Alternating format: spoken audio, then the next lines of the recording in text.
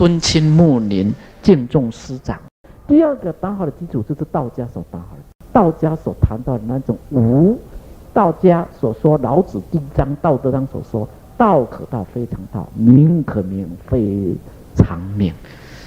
道家所提倡的那一种超然物外，他所提倡的一种心斋的思想啊，这个字练成齐，但是古时候啊，它是等于这个斋，我们说吃斋的那个斋是同样意思，心斋的思想，超然物外，心斋的思想。超然物外是什么？就是不要被这个世间物，不要被世俗的东西所绑住，要超然。心斋，心斋就是说修心养性啊，从内心呢去斋，去斋的话是去戒律，从内心的去清净。他这个思想替佛教打好了出世间的思想，这是佛法有世间法，还有出世间法，这两个最重要，中国固有的系统、固有的思想呢，替佛教做了最好的准备。这个基础一打稳了，等到佛教一传入中国，如鱼得水啊！尤其他传到中国来以后，先接触佛教的都是大知识分子，都是学问家，都是非常有思想的人。他们一看到这个佛经不得了，佛经的思想这么样子的好，那么样的高深那么样的妙不可言因此呢，这根据这个佛经，就慢慢的融合了中国的思想、中国的文化，而形成我们佛教世界里面所独有的中国佛教。我们如果想要了解心经，心经呢是属于大乘佛教性空为名的经典。心经是般若经600卷里面的中心。我们了解心经，一定要先了解什么叫性空，什么叫为名。为着了解性空，光是知识上的了解是不够的我们必须要从实践去体会为什么叫做性空。性空就是自性空不可得，自性空不可得为着了解它为着了解它，现在我们大家一起来静坐10分钟到15分钟，在10分钟、15分钟的期间呢，诸位可以了解到性空是什么回事。你自己去体验了以后，我来说明你才能够知道。否则光是听，你没有办法体会心经的意涵现在呢，大家都静坐静坐不要靠在椅背上，不要，就是在前面，不要靠椅背，椅子只能够坐1/3，坐1/3，不要全部坐你的屁股1/3而已，坐在1/3因为不方便盘腿了。你如果可以盘腿更好没有盘腿没有关系，两腿放下来这个眼睛闭起来为闭7分闭，只有3分开，这个叫做比如遮那的7支坐法所谓7支坐法呢，就是有身体的7个部位，身体的7个部位的一个要领。首先呢，我们就是这个臀部要坐得稳能够盘腿就盘腿，现在不方便盘腿没关系，就是很轻松自然的这个双手如果是打坐的时候就结手印，现在没有办法结手印也没关系，就是自然放在这种大腿之上这个上身呢要挺直要挺直，你就观想头顶有一根线把你拉住往上提，大家想象你的头这里有一根绳子把你往上提，要提肛，就是肛门要收那这个脖子这颈部这里要拉直，两肩要自然下垂，很轻松的下垂舌尖要抵上颚，这两眼为闭很轻松很自然这个情况之下现在万缘放下，这是一切的事情再也不要想它不管昨天上1分钟，不管下1秒钟明天的事情，唯有放在当前的身心状况。我们在打坐的时候有很多的方法，我们现在呢用一个最简单的方法，最简单的方法呢，你就是去看你的呼吸，观呼吸，看看呼吸的出入心不要乱只看呼吸，只观呼吸，其他都不管了。观呼吸，观个10分钟。感觉呢，你就2部分讲就好了就这个身的部分，就这个心的部分来讲。来，第一位朋友，很轻松，身体，对，一直想他，你也很不听话的。我刚刚是请你怎么样子？观呼吸。万缘放下，只有看呼吸就好。我没有叫你去想什么东西。对啊，我叫你万缘放下。自己的事情都管不了了，还要管别人的。不过在刚刚禅修的时候，是只有管自己的事情，万缘放下。我们在修菩萨道的时候，当然要关心别人，但是呢，在修禅修的时候，就只有万缘放下，只有正念提起在当下的情况。所以我说你不听话该打屁股。再下来这回心比较平静身也是轻松轻松，然后心平静你有没有想其他的事情？有，是不是该打屁股？你什么感觉？身轻松了，心还是有点乱，还是要打屁股再下来一会儿是集中，一会儿散思想稍微有点乱。身呢坐久了还会感觉样？有没有感到轻松有没有感到轻松？有你觉察到你的身念，可是有没有从头养到尾？没有你呢？身有时候会觉得疲倦会觉得酸痛，是不是？有没有轻松的感觉？有。心呢？有的时候会集中，有的时候又跑开所以也有这种疲倦的感觉有疲倦的感觉也有。好，再下来打坐有的时候会打瞌睡这个也是平静，有的时候会打瞌睡身很轻松几乎每一个人都有这种感觉。好，来再下来这位朋友，对，身体有点累再来有点酸有时候集中，有时候散乱。好，再下来肩膀会酸痛再散乱。OK， 好，再下来很平静好，其他朋友有没有人有其他不同的？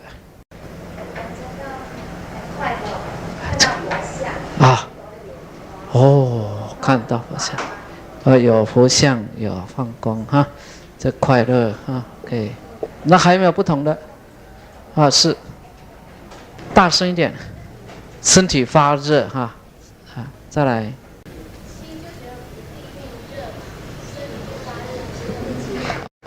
对，好，身体发热那还有没有其他感觉？不同的感觉没了还有没有其他？没关系大家分享心得脚会麻痹还有没有其他的？眼怎么也会头痛这个会有麻痹的感觉，然后头会痛会昏。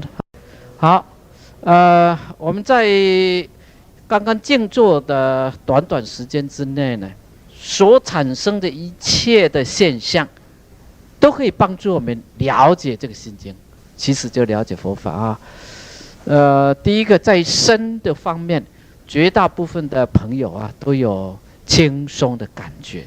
为什么会有轻松？因为我们放下万缘，因为我们呢不再执着，不再想东西，不在这个心不再动乱，我们身能够动下来，静下来，所以绝大部分都有轻松的感觉。那大家有一个结论呢，从此以后，你如果想要轻松，有一个不必花1毛钱的方法，那是什么？那就打坐。这是简单的嘛，因为绝大部分的人打坐都有轻松的感觉了。你如果是很疲倦啊，你绝大部分人最好的方法就是打坐，一静坐下来，你就会轻松。那个时候放下万缘，那种喜悦，那种的快乐啊，那是不可言喻的，不可言喻的啊。那第二个就是会感觉到痒，感觉到疲倦，感觉到热、麻、头痛的这些的感觉。为什么会有这些的感觉？因为这个时候你的感觉比较敏锐，你那个很微细的，即使说头里面有嗡的声音，这个就是你的了不起了。我们平常啊，你如果不静坐下来，不把身心给安顿下来即使你脑子里面有什么情况，你都不太容易觉察。可是现在突然之间，连那个嗡的声音的感觉都有，会这边有疲倦，这边有痒的感觉都会有，而且这个痒的感觉有的时候这里痒，有的时候这里痒，有的时候这里痛，有的时候那里痛脚麻，这样子变化过来，变化过来，这个就对了。这个我们等一下谈到心经就会谈到这一点。谈到这一点什么？就是一直在改变，你的身体方面一直在改变，那没有一个恒常不变的。即使说你会酸痛会麻，不是从头麻到尾，只是有的时候会酸痛，有的时候酸痛又免了，痒有的时候痒，有的时候又免了。你脑子的声音有的时候听到了，有的时候又没有听到。至于在心方面呢，绝大部分都会平静，但平静并不是从头平静到尾，一定都有散乱的时候，一定都会想的时候。那也知道了，说即使要让你的心平静下来，你现在都不可得。你心呢，有的时候散乱，有的时候集中，有的时候散乱，有的时候集中，有的时候想要打瞌睡，那有快乐的感觉种种，你可晓得你的心也在改变，也在改变，也在改变，也在改变你会看到佛，看到佛。你为什么平常看不到佛？为什么就要打坐的时候会看到佛？很简单因为你平常散乱，所以你看不到佛。但很简单你为什么会看到佛？你为什么没有看到十字架？请问这位菩萨，你为什么没有看到十字架？为什么没有看到耶稣？为什么呢？跟这耶稣没有缘，所以看不到你为什么只有看到莲花，没有看到兰花？这兰花也是很漂亮为什么？这很简单是因为你的心里面有这个种子，心里面呢，我们听了佛这个师父的开示听了师父的开示，我们拜了很多的佛，所以这些的印象就留在心里面。等到我们心一静下来，它就出现了；等到心静下来，它就出现了。我们如果没有这个种子，你再怎么静坐，你都看不到耶稣你都看不到这个兰花。您平常看过兰花，为什么现在看不到？因为兰花在你心上的种子不强烈，你莲花的种子很强烈。你看到那种放光，你看到佛像都有放光，因此你心里头就已经有这个种子了，有这个种子，你只不过把这个种子显发出来。把这个种子种在土壤里面，让它发芽，这个成就而已。但不要忘记这些都是心的作用都不是真的。性空为名，你如果把它当作是真的，一执着你就错误。那我们这位大菩萨就想有某位师父为什么出家了还会这个发疯这个不是出家而发疯，不是绝对不是出家而发疯。出家的人应该是越来越正常，而是他本来就不正常的那他没有治疗好没有这个好好的修行，没有找到一位善知识来这个开导他因此他才会有异常的现象。那绝对不是这个出家让他异常，而是本来就已经有那个因子。但如果没有那个种子，你在做什么事情都不可能发疯。他有发疯的这种种子因素因缘，他才会有好，我们从打坐里面呢，就了解了身和心都一直在改变之中，都不是从头到尾一样的。那心经所要讲的道理就只有这个，你就要接受这个事实，你就要接受这一个一切都在改变的事实。你接受一切都在改变的事实，你就要放下。你就不要执着。为什么？因为一切都在改变，一切都在改变的话，你不要执着好。比如说你现在很顺利，你现在很年轻、很漂亮、很可爱，你很富有，受人家的恭敬，你不要执着，因为你一执着就是痛苦，你要放下。为什么？年轻也会变老的，你漂亮也有一天不怎么漂亮的。当然，漂亮只是就外表啦。你如果修行的话，会越来越漂亮啊！因为修行会改造我们的身心，会转化我们的身心。一转化，你就越来越漂亮啊！如果你现在是很不好，你现在很烦恼、很痛苦，生活上、家庭上、事业上、人际关系上遭遇到很多的这种障碍，痛苦的要命。你记住，一切都会改变的。心经告诉我们，一切都是空的，一切呢都不能执着的。为什么？因为它会改变，因为它会变好。什么情况会变坏？什么情况会变好呢？记住，诸法因缘生，诸法因缘灭。诸法，你只要把它改成好的现象，好的现象是什么生的？是什么生的？因缘生。坏的现象是怎么生的？是因缘生。所以好的现象，你快乐，你聪明，你有智慧，你年轻漂亮啊，你这个很顺利，受人家恭敬，名利双收，这个是因缘生的。这个绝对不是哪一个神或是哪一个人给你的，它是因缘生，有很多的因，很多的缘。所谓因缘就是条件，是很多的条件，很多的情况促使的你现在是这么样子。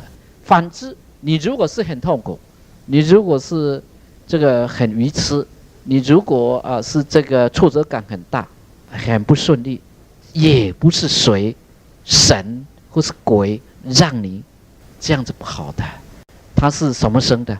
因缘生。诸法因缘生，诸法因缘灭。这个就是心经告诉我们的智慧。心经告诉我们的智慧就是一切皆空。既然一切皆空，就一切都要放下，一切都要执着。你现在好，你就记住，现在是好，是因缘使它好的，它会改变的。你现在是不好，你就要记住，是因缘让它不好的，是诸法因缘生的，是让它不好。这个不好，它会改变的。你想要好，你就要有好的因缘；你不想不好，你就不要种下不好的因缘。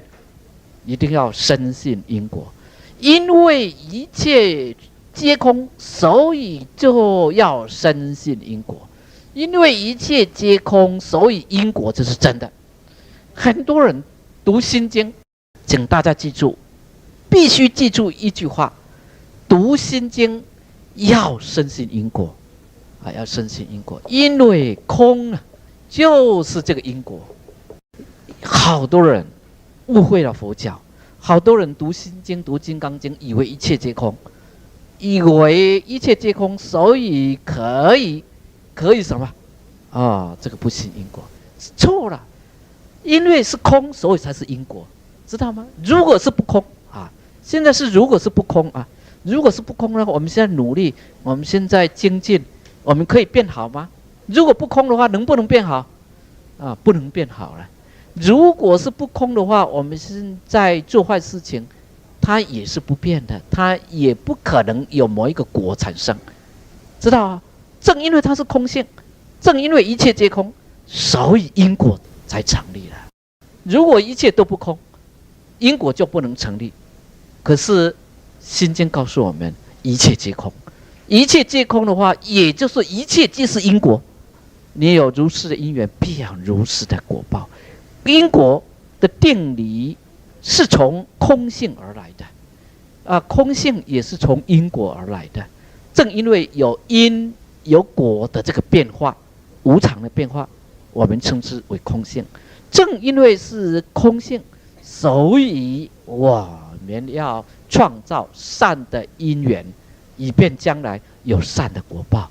我们要远离恶的因缘，以便将来不要有恶的果报。心经啊，就是给我们两种智慧啊，两种智慧啊。好，第一个智慧呢是观察这个现象给我们的智慧。观察什么现象？哦，一切都在改变哦，身心都在改变。你想要集中精神也很难办到。如果你完全能够心平静，你就已经成佛。但现在还没有到达心恒常平静，所以晓得从观察这个现象，从观察自身的身心，自己去体会到你的身一直在改变，心一直在改变。我们呢，就从这个因果，因为现象都是因果啊，都是在改变了。因为你有打坐，所以你会感觉轻松；因为你有打坐，所以你会有种种现象产生。那个一定是因，一定是果。从这个现象的因果关系里面呢，您得到了一个解脱这种解脱啊，就是空的解脱。要记住，因为一切都会改变，所以你得到解脱。解脱说啊，这世界的东西不值得我执着。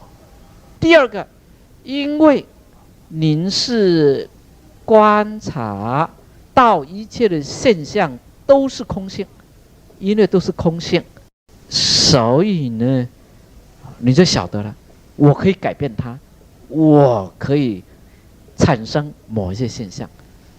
观察到一切皆空性，观察到一切皆是真空，因此我可以让它妙有，可以让它妙有，因为这是空性了。所以呢，天下不可能有那种不可以改变的东西了。我绝对可以改变它，即使我现在非常的糟糕，非常的烦恼，非常的痛苦，但我们一观察，世间的东西都是改变的，都是这个真空的，确确实实空的，确确实实是不可得的。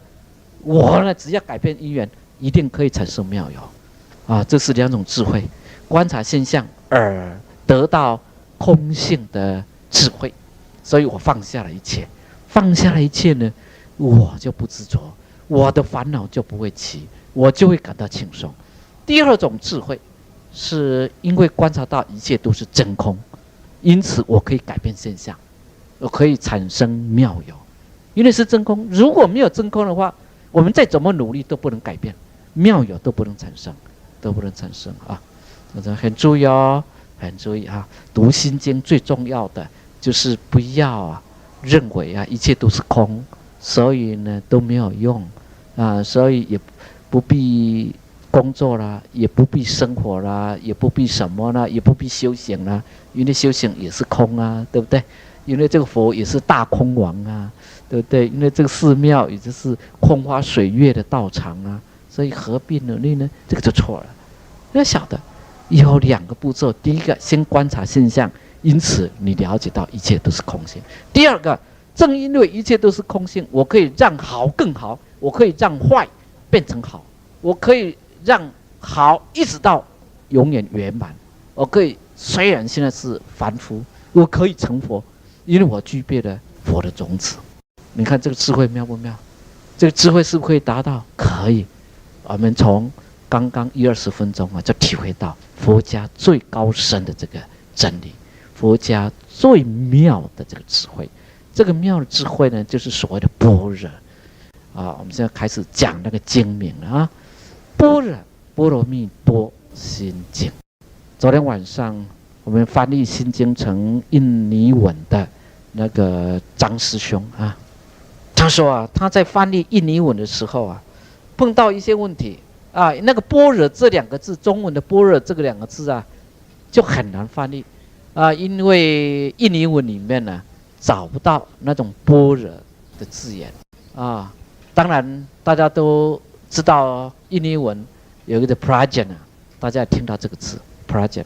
这是智慧比如说我们方丈和尚上下叫什么上慧下雄那他的如果用罗马拼音他这是叫做什么 prajna， 再来呢 vira 我们这个vira 是雄的意思prajna vira prajna 就慧雄，上慧下雄这种智慧。这种智慧呢，很难翻译成英文，也很难翻译成这个印度文印尼文当然在中文也很难翻译，因为中文里面也没有 prajna 这个字的意涵啊，因为这个是印度人所特有的一个思想，中文呢翻译不出来，它有多重的意思。根据玄奘大师翻译的原则，有5部翻啊，它有5部翻，就是说有5种情况啊，不翻译成中文，这个时候就是译音，所以5部翻呢就等于译音啊，这是音译译音，就是只有翻译它的这个名称，它的这个声音。般若波罗蜜多心经那个般若就是 prajna 啊 prajna 的音译啊音译啊，那翻译印度文印尼文不可能啊。那我们现在晓得了，所谓的般若虽然称之为智慧，但不是我们一般所了解的智慧。这种的智慧，我们勉强可以称之为超越的智慧超越的智慧请问你们看到这个杯子上面有哪2个中国字你们只有看到1个字是不是？吴江有的看到2个字中国字你们看到2个中国字，对不对？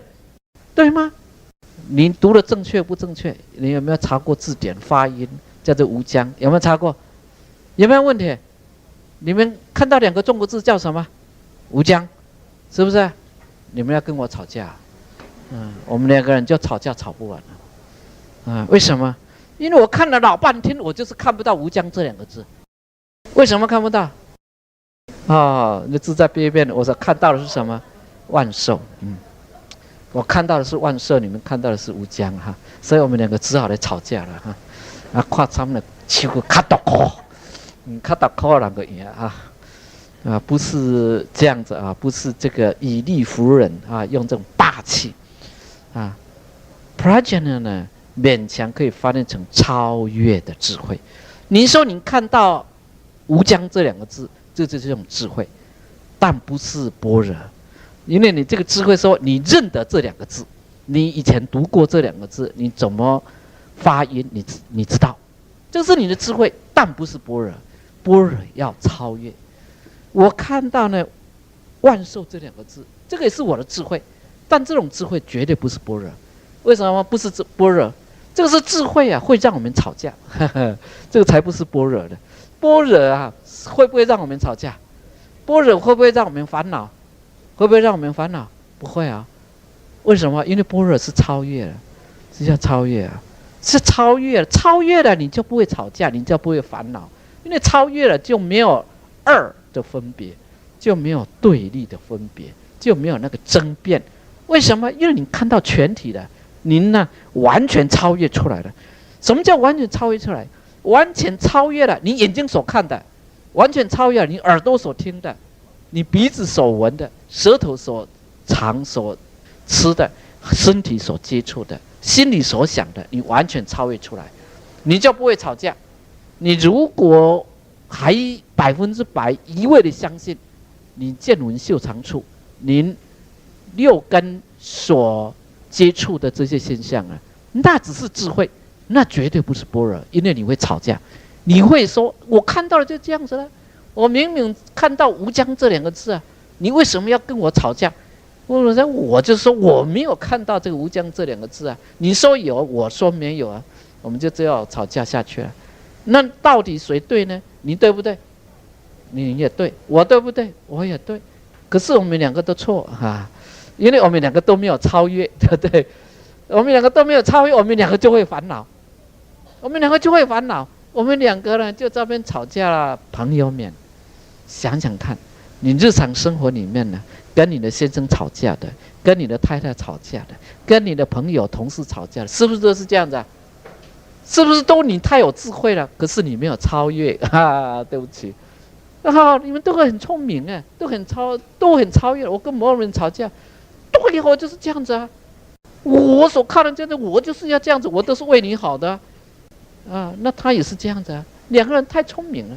如果你是笨笨的话不会吵架所以大家这种人，大家要做一点愚笨的人对不起佛法叫我们要有智慧，不是叫我们愚笨哈。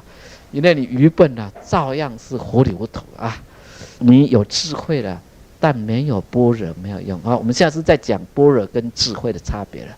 当然，我们经常用智慧这两个字啊，诸位朋友你要记住，指的是般若而不是智慧。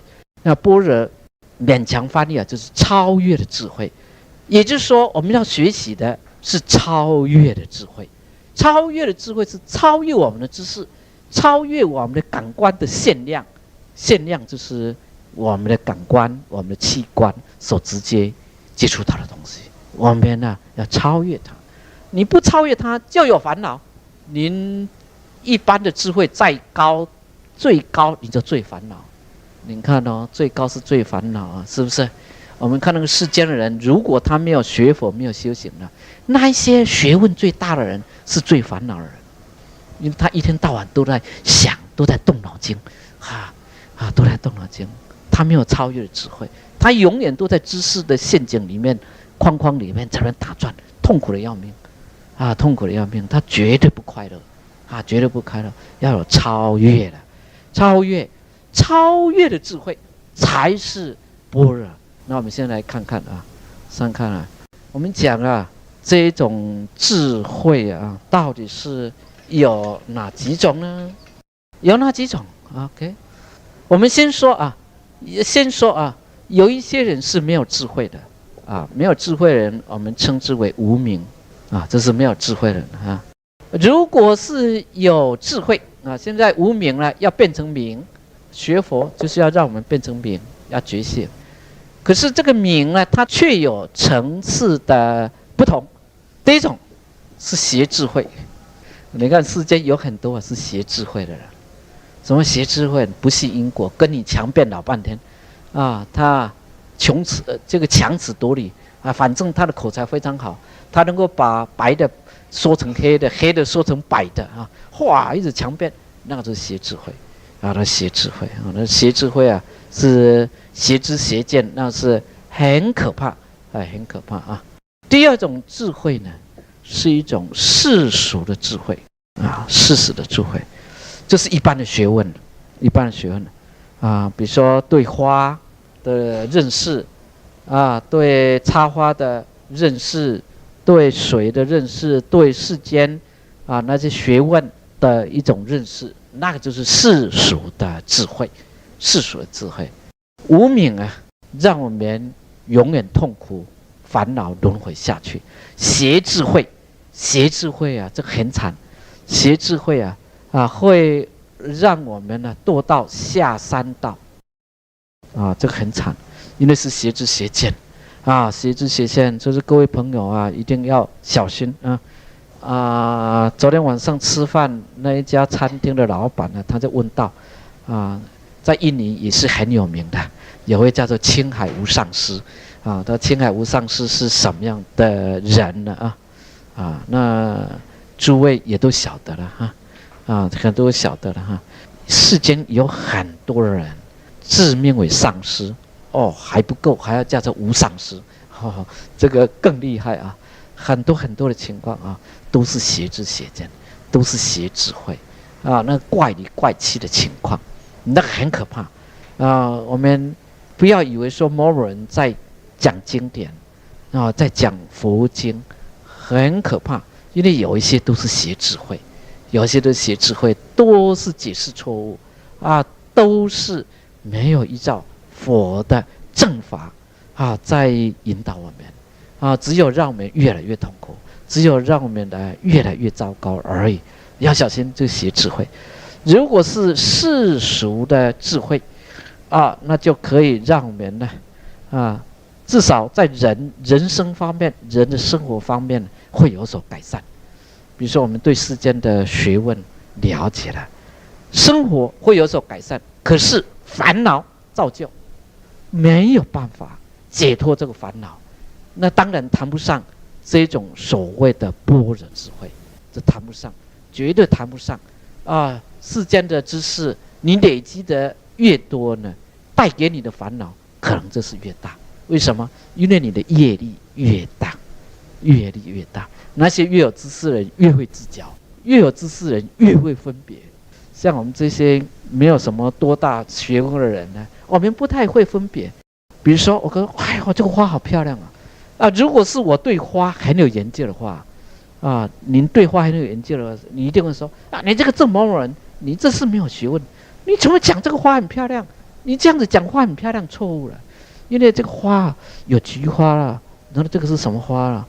这个是什么颜色的？这个要怎么这个插你一定会讲到老半天一定会讲到老半天。你越有学问呢，你的烦恼可能越多。那像我们这个没有学问的，很漂亮这样子就过去了，什么事情都没有了，天下太平。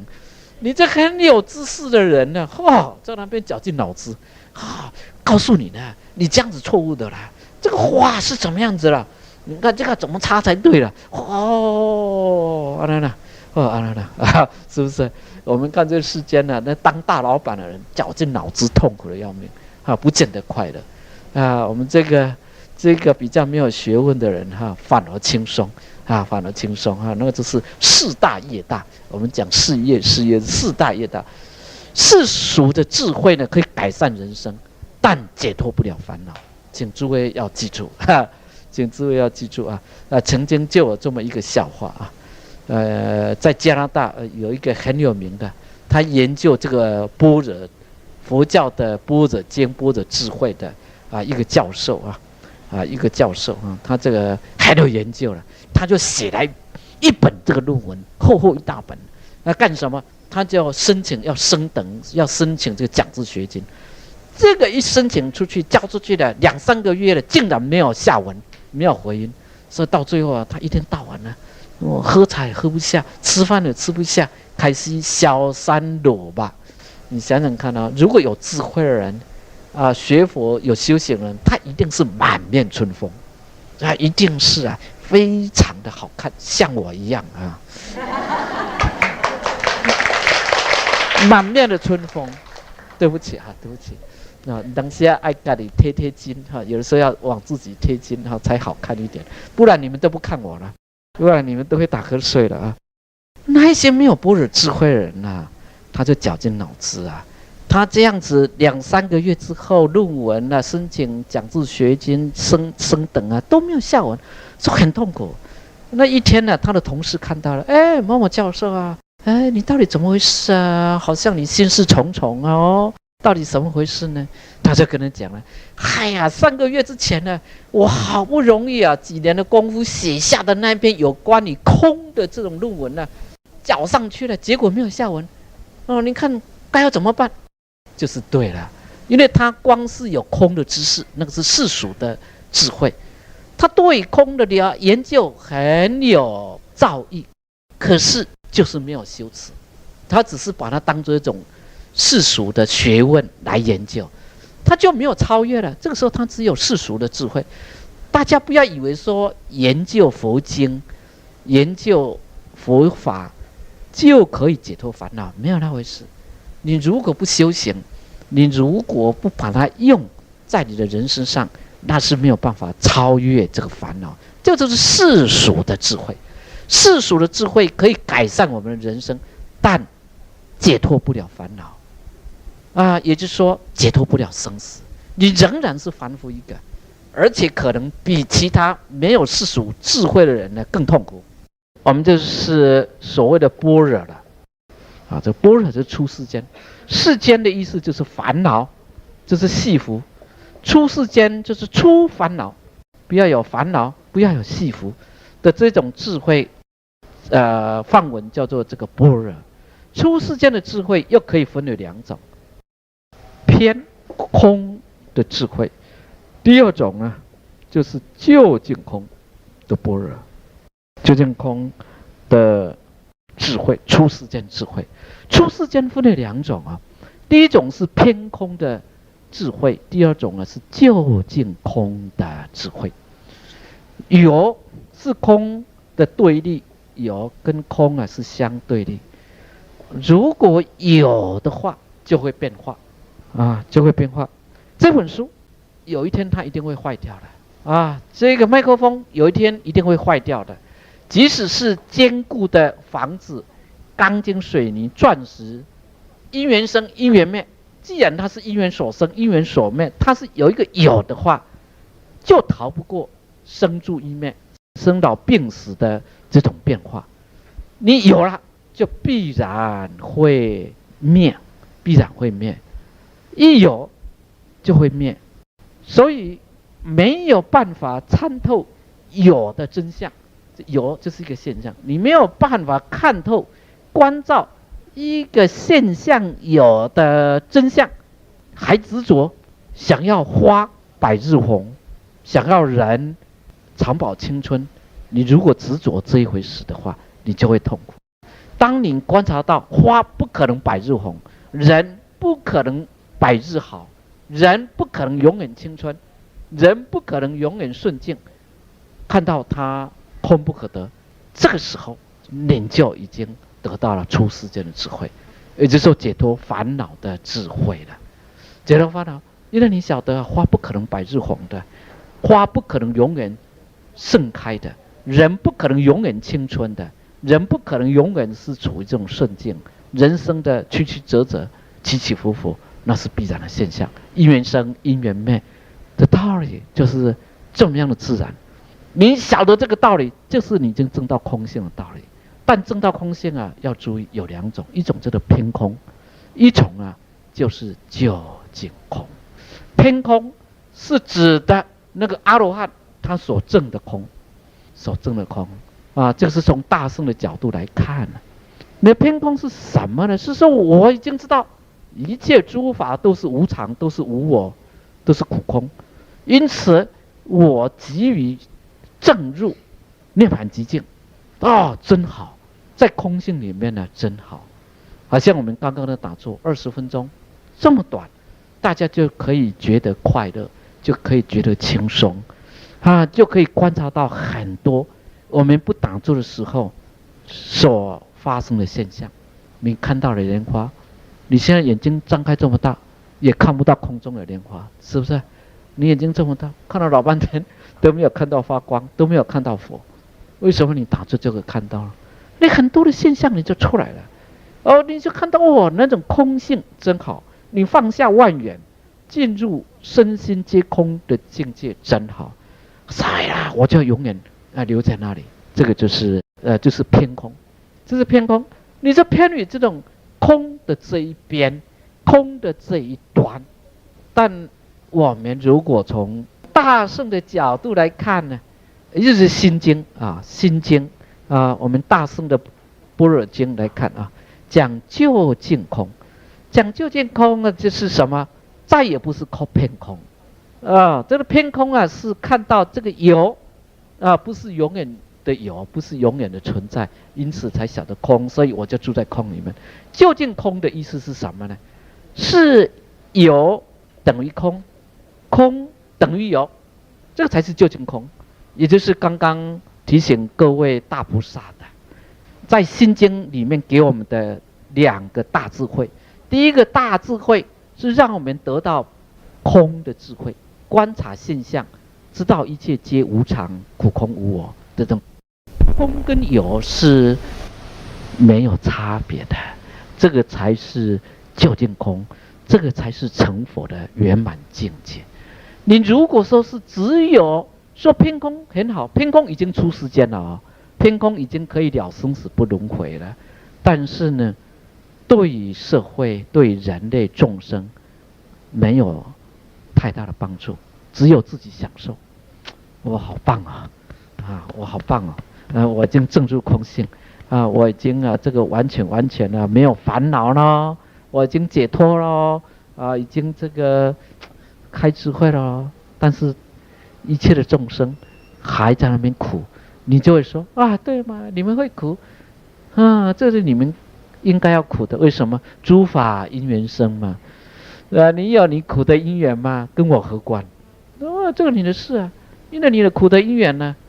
而我为什么能够证到空性，证入极境涅槃？因为我有我的因缘啊，因为我有努力啊。那你不努力啊，你吃苦是应该的，那个是你家的事，你就会落入偏空。那一种究竟空就不一样了。究竟空就是每一个当下你都知道空有不二，空就是有，有就是空。你每一个当下，因为看到一切真空，所以呢，我可以改变，我可以改变我自己，我可以改变你。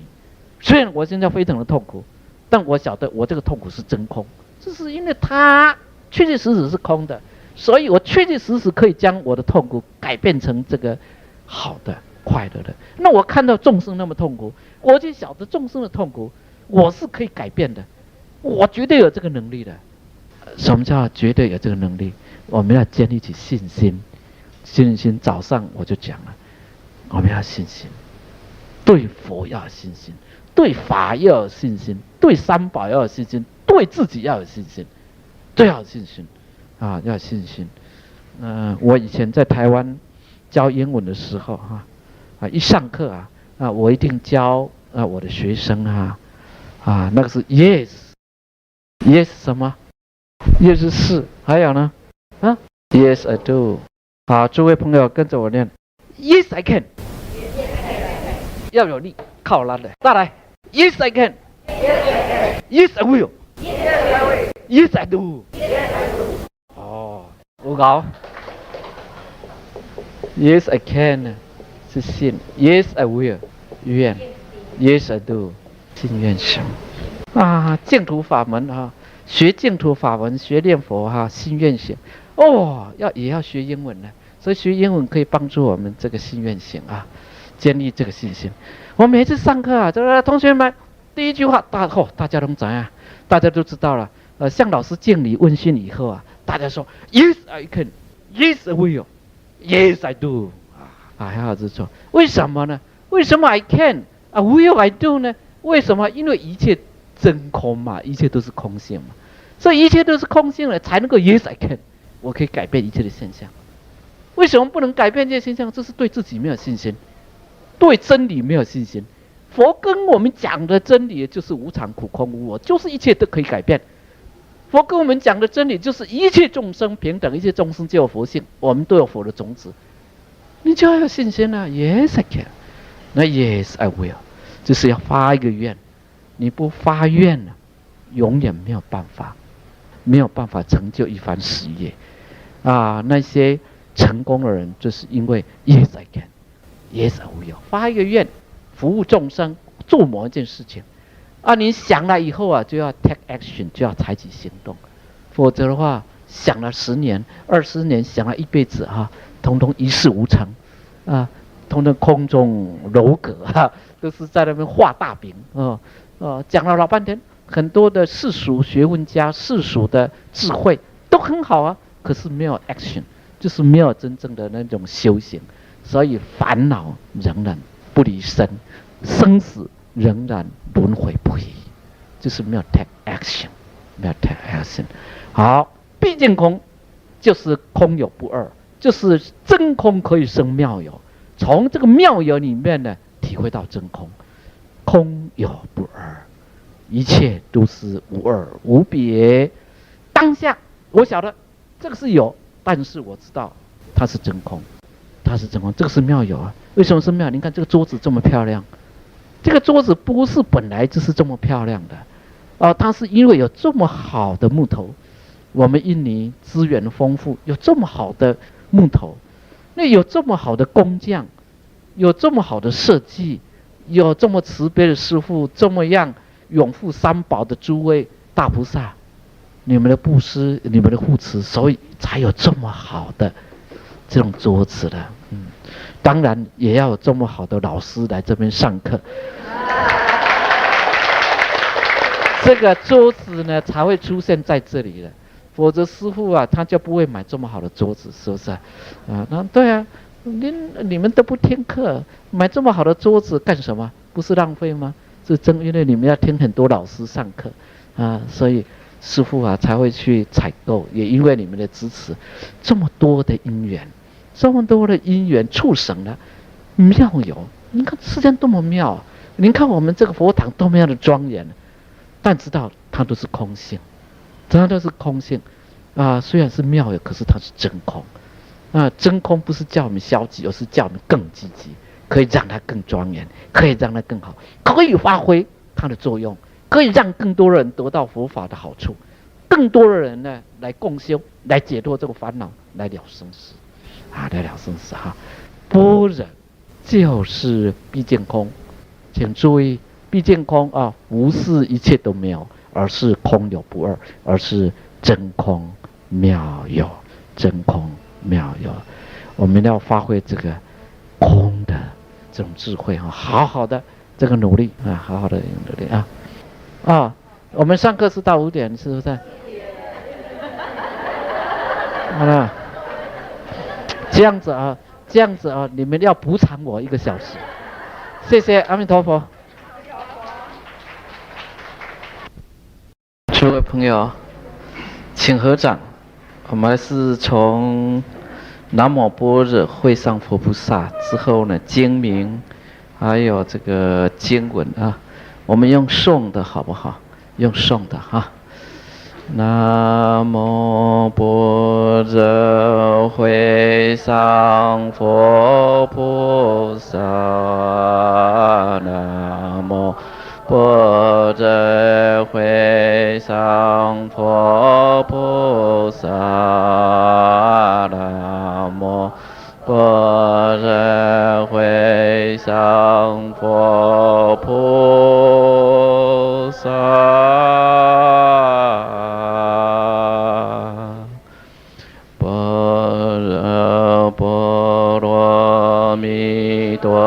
心经观自在菩萨行深般若波罗蜜多时，照见五蕴皆空，度一切苦厄。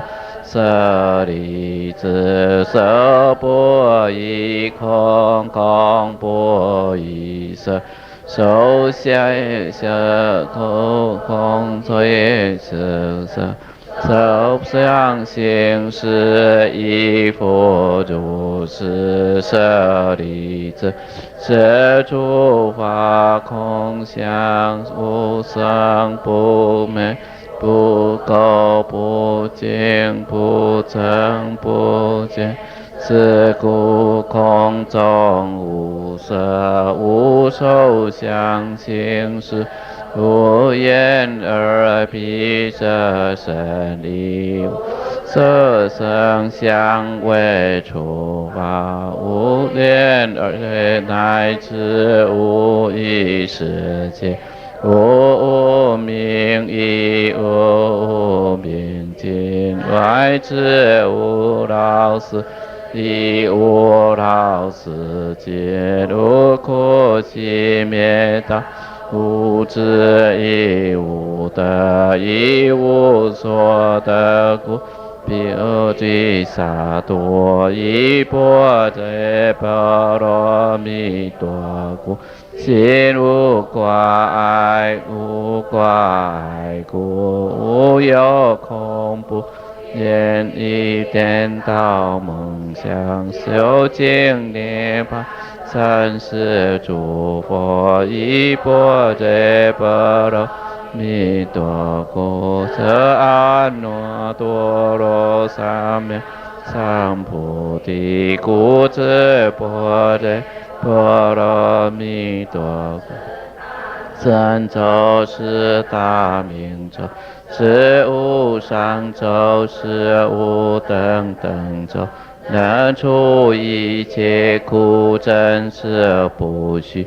故说般若波罗蜜多咒，即说咒曰：揭谛揭谛，波罗揭谛，波罗僧揭谛，菩提萨婆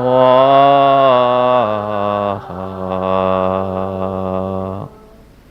好，谢谢阿弥陀佛，师父，2个师父。好了，先看看诸位朋友有什么指教没有？好，没有的话我们就继续喽。我们说这个般若般若虽然是一种智慧，但比较如实的翻译就是超越的智慧。因为智慧有很多种，一种是邪知邪慧，邪的智慧一种是小的智慧，一种是偏空的智慧，那一种才是究竟空那真正圆满的智慧，完全超越的智慧呢，这个才叫做这个般若，叫做般若。我们世间的学问，世间的智慧，固然可以增长改善我们的生活，可是如果没有那种超越的智慧的话，烦恼仍然存在。我们最简单的例子就好了。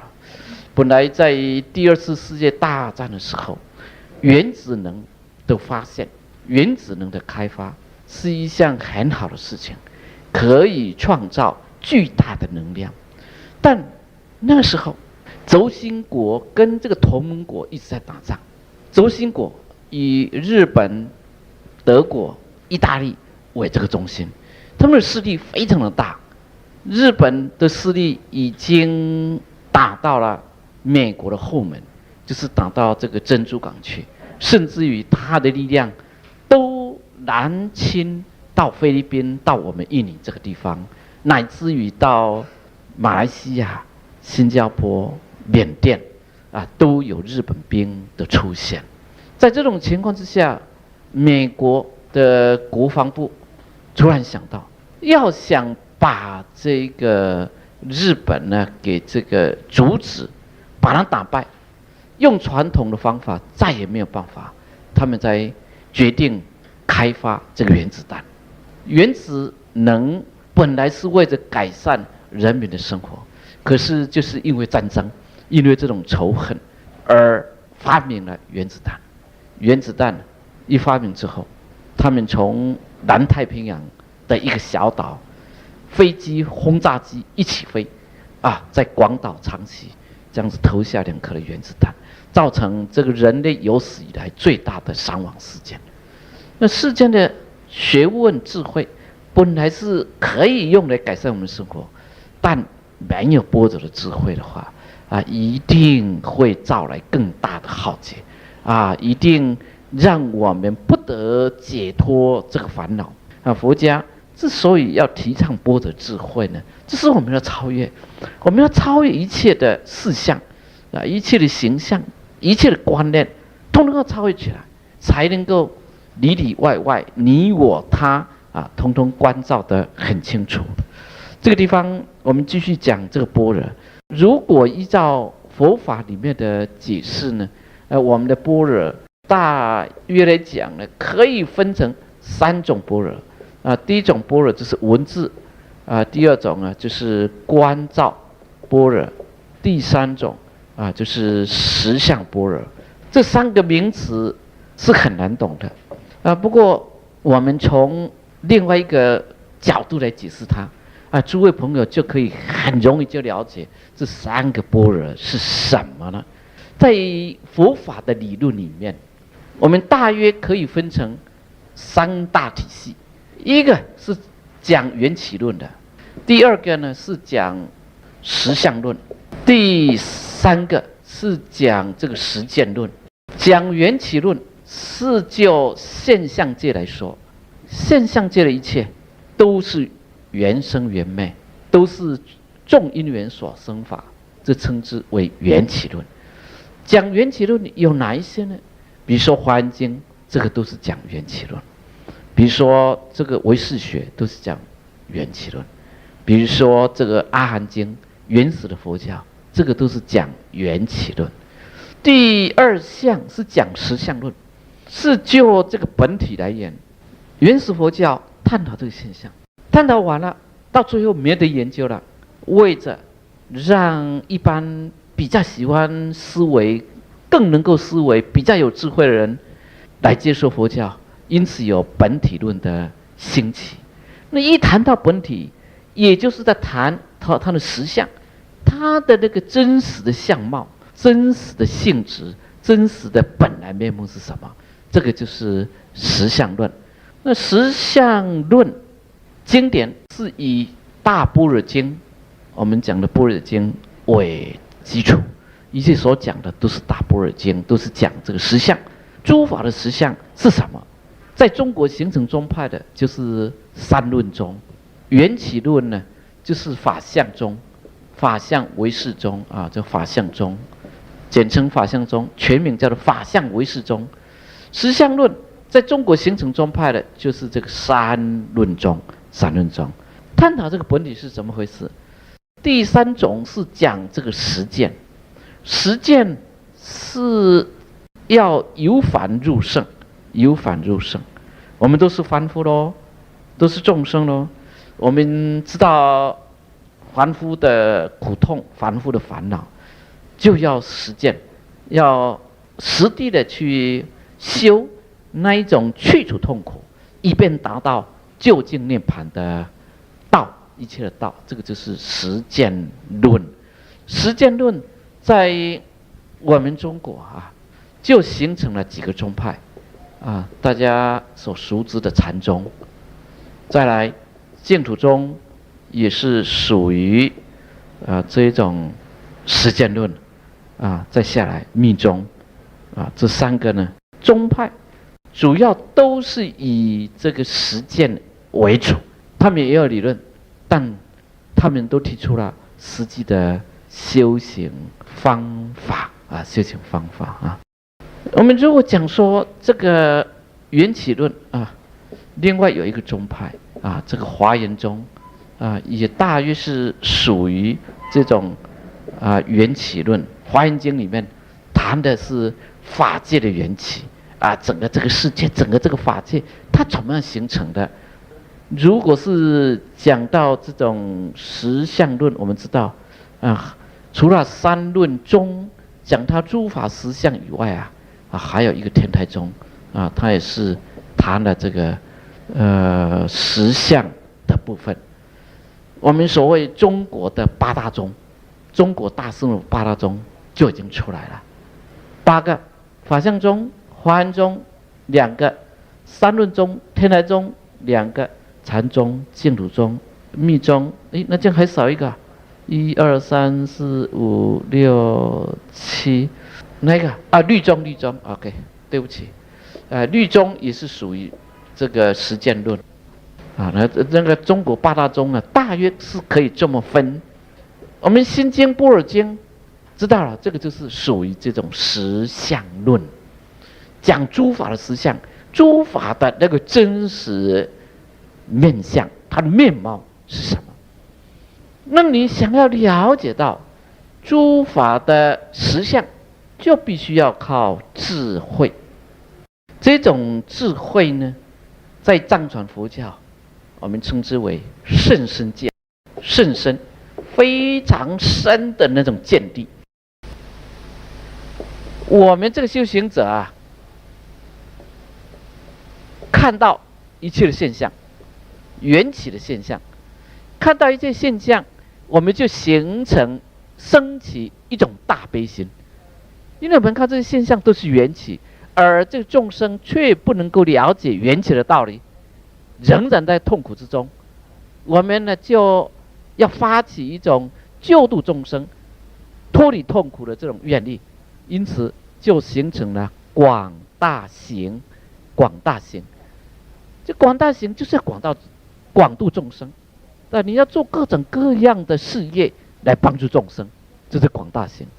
藏传佛教，一个是世见，一个是广大行。广大行，你看到缘起，你就会起悲心，发愿来度众生。你想要了解这个一切诸法的实相，就必须要靠甚深的见，甚深的见，这都必须要靠那个所谓的观，所谓的观。而这种缘起跟实相，其实是一体的两面，一体的两面。一个只是就体来讲，一个是就相和用来讲。就相和用来讲，就是缘起的部分；就体来讲，就是从这个实相的部分。我们用甚深见见到诸法的实相，就可以产生智慧，就会产生智慧，般若智慧。我们用广大行来看这个缘起，我们就可以产生慈悲。佛教的两大支柱：智慧与慈悲，悲智双运，就是在法相就是缘起跟实相这里面呢得到统一。也就是说，作为一个佛法的修行者，不能够偏于法相的部分，也不能偏于实相的部分。一般人学了法相，就偏于这个慈悲，而没有智慧。没有智慧的慈悲，会造来很大的后遗症，会变成一种所谓的多愁善感，一种所谓的没有办法自在。你没有智慧的慈悲是没有办法自在的。你看众生那么的苦，我们想要去救他，想要去帮忙他，都没有办法帮忙，因为自己都已经先倒了。看到众生的苦难，像我们在印尼一样，看到那么多的众生，确实在苦之中。我们如果没有这个智慧我们自己就先倒了，谈不上去帮他们。因为你看到他们那种样子呢，我们就难过了。这难过呢，你就睡不着觉了你即使说出门都踏不出门了。你一出门就怕说，我一出门了会不会踩死蚂蚁了？我会不会怎么样子了？那你就痛苦不堪。同样的，如果只有智慧而没有慈悲，那就会变成冷酷无情、冷漠无情。因为你看到诸法的实相，因为你看到一切现象的本来面目，你就认为他们会受苦他们是空性所以他们那些苦都是假的，你一点慈悲心都生不起，这样子就会有所偏。我们昨天有提到一点，读心经很重要的一点，就是不能偏空，一定要从真空升起妙有，这个才是心经的大意。真空升起妙有，就是智慧要升起慈悲，智慧跟慈悲这两个要平衡，要平等，好像一只鸟的两个翅膀，两翼要平衡平等，才能够飞得很稳、很安全很安全。我们现在再继续讲这个般若它既然是属于这种实相论的部分，它是用甚深见来见到一切诸法的真实面目。那到底它是用什么来见呢？用什么来甚深见呢？我们这般若就有三个面向：文字的般若、观照的般若，这种实相的般若。实相的般若前面提过，实相是就体来说观照的般若是就用来说，文字的般若是就相来说。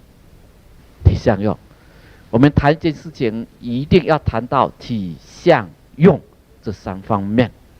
我们跟人家在讨论一件事情，我们在设计一个企划案，我们想办一次的活动，我们都可以从体相用这方面去探讨它。相跟用是由体而来的，也就是体它是一个基础，它是一个基础。你先要有那个基础，才能够展现一种相，展现了相，才能够产生一种用。体相用，用相比较容易了解，体呢比较难。因为体佛家来说是属于空性，是属于实相，它是抽象的，你没有办法见到它的。而这个相和用却可以看得到。什么是相呢？相就是表现出来的这个现象，这个样子。你表现什么样子，就会产生什么样子的作用。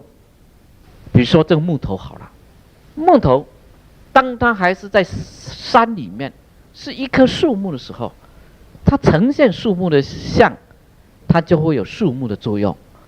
比如说它会吸收二氧化碳，会放出氧气，它会行光合作用，它会开花结果，它会吸收雨量，吸收水分。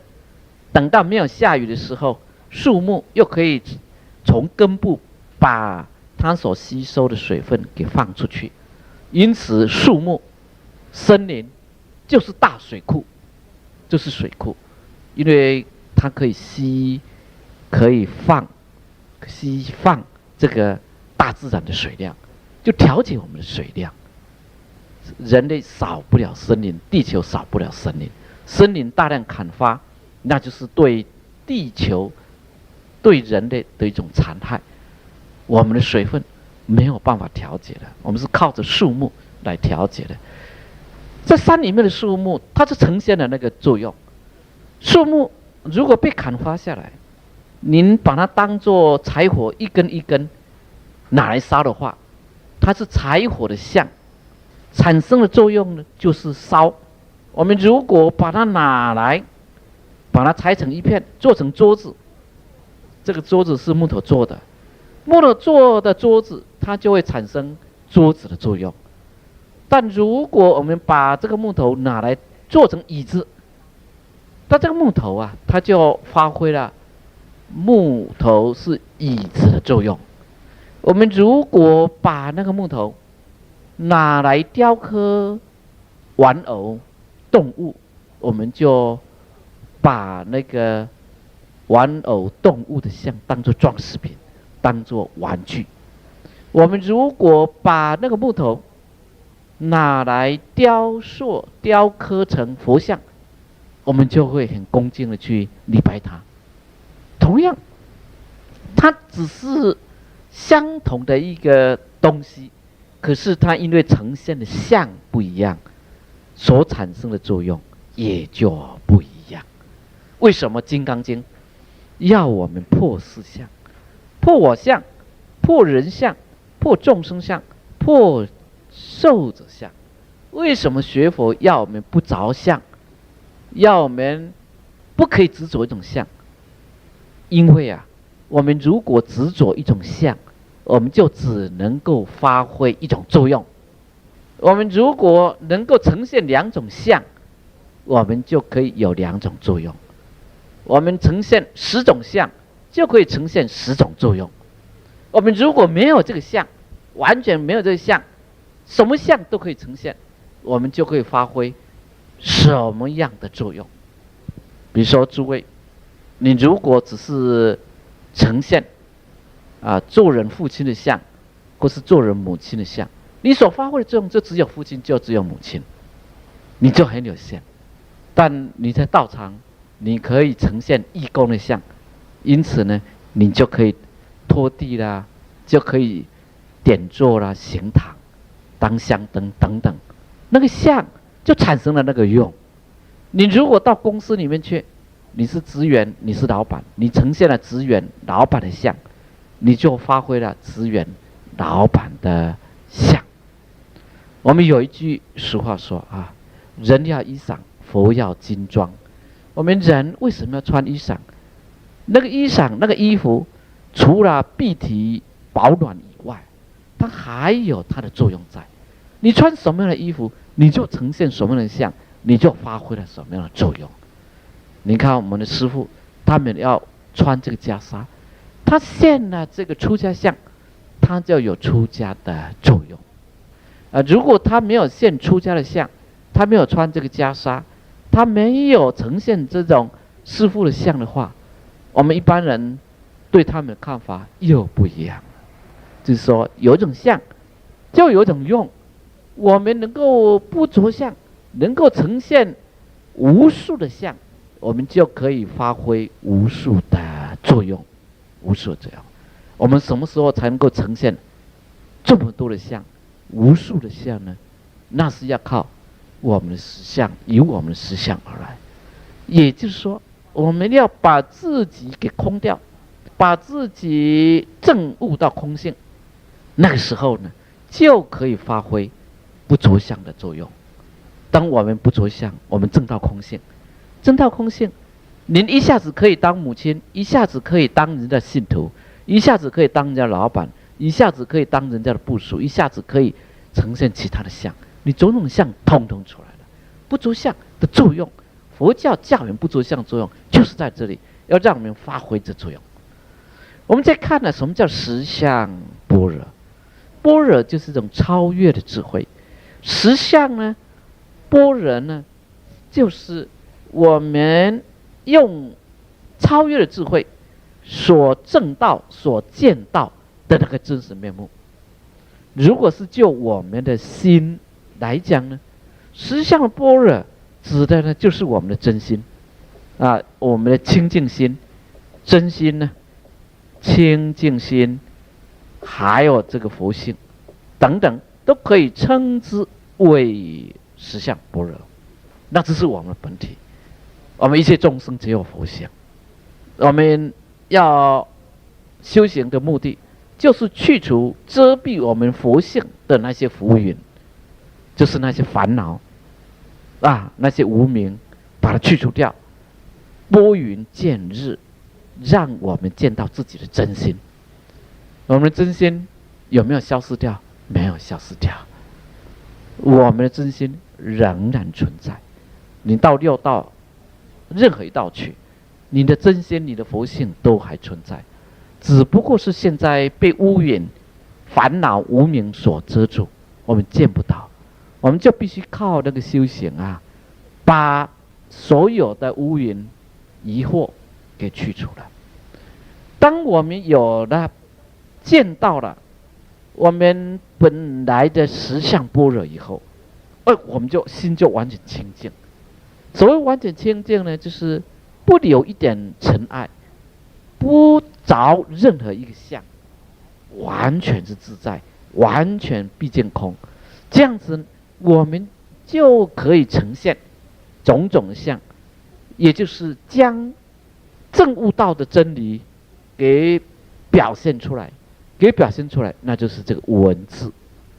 文字也包括了声音，包括了其他的符号，它就是一种符号。我们看佛像，其实他们的实相都一样，体都一样，我们跟他们也都一样。但我们看佛像，就可以发现，佛像其实都一样，它所呈现的面相都一样，只有手印不一样。它只有用手印，还有手里面所拿的东西、手持物不一样，用这个来呈现它的相，题是一样的，但是在相上，它表现就不一样，因此它所发挥的作用就不一样。有了实相般若，将证悟到的那个真理用符号表示出来，那就是文字般若。文字般若，我们这些凡夫靠着这些证悟者所说的文字般若去修行，依照着师父的指示、佛法开示的道理去了解、闻思以后呢，来关照。所谓的关照，不只是用眼睛来看，用耳朵去听，最重要的要用我们心，用我们的意根，用意根呢去如实的见到。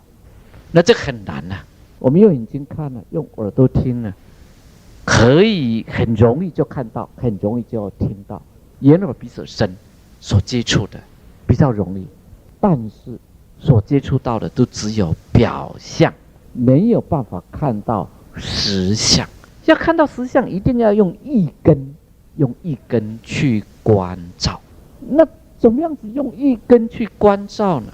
唯有在心定下来，进入三昧之后，你才能够观得清楚。我们比如说你现在在打篮球，你在跑步，要叫你思维一样东西，那很难，因为身在动，身会影响心，心也会影响身，身在动，心就很难安定。你身呢一直在跑动，我们很忙的人，工作很忙，生活很忙，如果修行功夫不够，那心呢都不得宁静，因为身乱七八糟。我们环境如果一直在躁动，色声香味触一直在干扰我们，我们心就很难定。因为我们的修行功夫还不够，还不够。为什么要修禅定？为什么要打坐？为什么要念佛？要持咒？要诵经？为什么要造文课？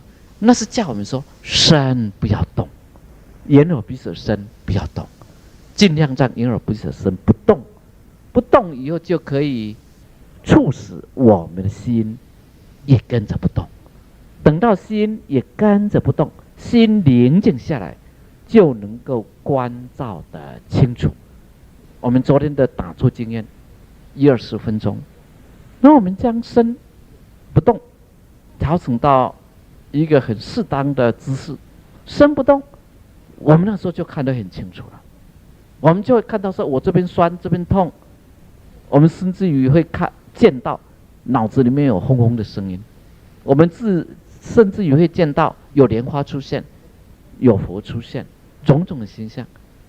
那并不是说我们现在在动在讲话的时候这些现象不存在，这些现象其实是存在的，但因为我们的心定不下来，所以就见不到。我们禅修的好处啊，就是把我们的五根给关闭起来，眼睛叫你闭起来。当然大圆满的修行法，眼睛是睁开的。对初学者来讲，眼睛睁开就容易受到干扰。我们把耳朵给关闭起来，不要听外面的声音，只有听自己内心的声音。鼻子、舌头、身都一样，要安定下来。安定下来就可以帮助心的安定。心一安定，我们就见到相。如果心没有安定，就见不到实相。打坐啊，就是要让心完全的安定下来。等到心完全的安定下来，我们就可以见到真正的实相。好像蜡烛火在闪动，灯光在闪动，就会有多重的影像。闪动的越快，影像越多，你看得越不真实。等到灯火烛火不动，只有一种光线，一种光源，这个时候你就可以看到实相。那个就是观照。观照是用一根去观照，不是用眼耳鼻舌身。当然用一根去观照的，还是没有见到最深最深的实相。一定要等到阿赖耶识他清净之后呢，才能够见到自己的实相。不过要让阿赖耶识完全清净，我们一般人是办不到的，很难办不到的，只有大智慧者才可以。因此呢，下手处啊，就要从第六根来下手，也就是说从第六识来下手，从意识、从思维这个部分来下手。那也就是说，为什么要从观照才能够见到实相的道理？第六识就是意识，就是思维。你这个思维啊，你要见到清楚，你思维要清楚，心要不散动，要不散乱，如此才能够观察得清楚，也就是把第六识转为妙观察智，转为智慧。第六识能够观察清楚了，我们就进一步呢去修第七识，观察清楚，看到一切诸法都是无常，都是无我，都是空性。因此呢，我们就不会执着，我们就能够平等看待一切，因为一切都是因缘生，因缘灭，都是无常变化，都是空无自性。这样子呢，我们就不会起大小眼，我们就不会起分别心，我们就能够平等看待一切的现象。第七识就转为什么智？平等性智啊。第六识，因为心，第六识是意识的，这个意识因为我们心能够定下来，所以就可以观察得清楚，就能够转为这种妙观察的智慧。修行的第一步。修行第一步，修行第一步是什么？就是眼耳鼻舌身不动，眼耳鼻舌身不散乱。接着呢，这是前五事咯。这种前五事呢不散乱，先把前五事给这关闭起来，关闭起来不散乱，那就是属于我们调身的部分。我们眼睛要闭起来的部分，我们不听外面的声音，听里面的声音。我们闻，不要闻外面的香，来闻自己的香。舌头不讲话，身体要安住。这种调身的部分之后，我们就在心用功，心要让它定下来，也就是戒定慧的定，心定下来，心定下来，等到你能够把第六识进入善心一净性，善心一净的时候呢，你就可以观察得清楚，观察得清楚，观察到一切的诸法都是无常、无我、变化不居，都是空性。我们称之为妙观察智。我们观察清楚了，自自然然呢，就会让第七识能够平等看待一切众生、一切现象。因此，第七识立刻转为平等性质，立刻转为平等性质。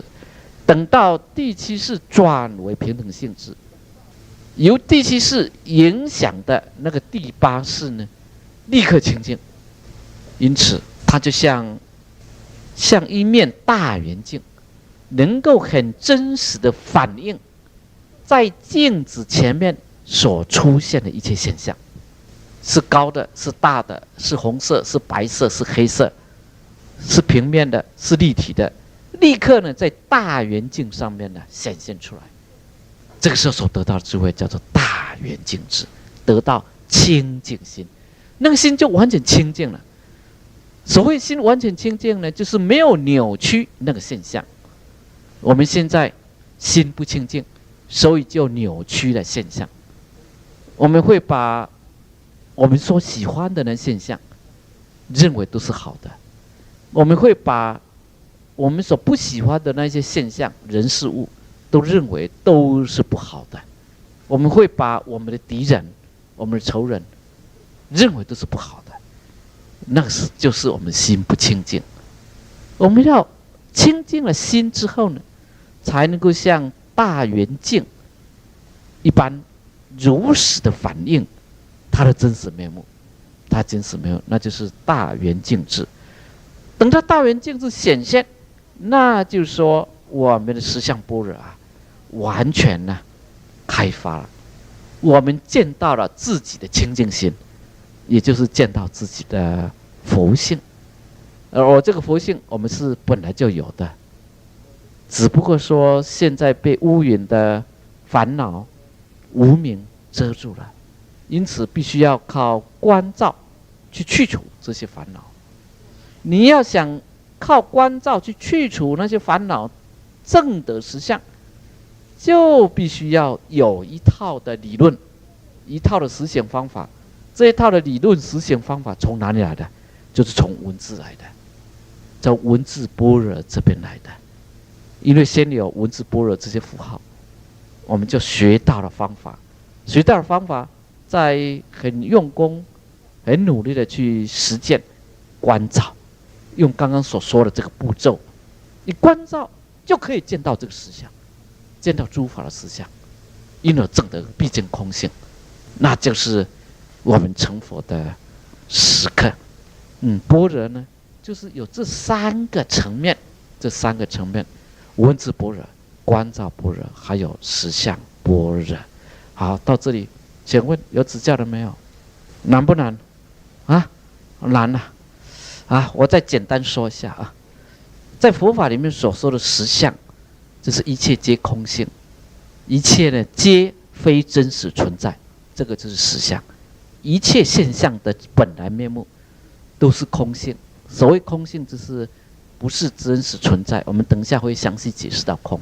我们看到这个桌子非桌子，桌子即是桌子，它既是桌子，也是非桌子。怎么讲？桌子呢，就现象来讲它是桌子，就作用来讲它是桌子，可是就体来讲它不是桌子。这个桌子什么是桌子？我们刚刚举的例子，桌子本来是山里面的树木啊，山里面的树木难道是树木吗？也不是，因为它只是从一棵小树苗长成的。一棵小树苗难道就是它真实的像吗？也不是，因为它是从种子在土壤里面发芽出来的。所以桌子啊，它的像，就像来讲，桌子是桌子，但是就它的性体现，就是它真实的像来说，它不是桌子，它是空性啊。我们空等一下解释，就是说它一直在改变的，这个就是实相的般若。还有没有问题？我们用智慧超越的智慧见到的一切现象真实面貌，那就是实相。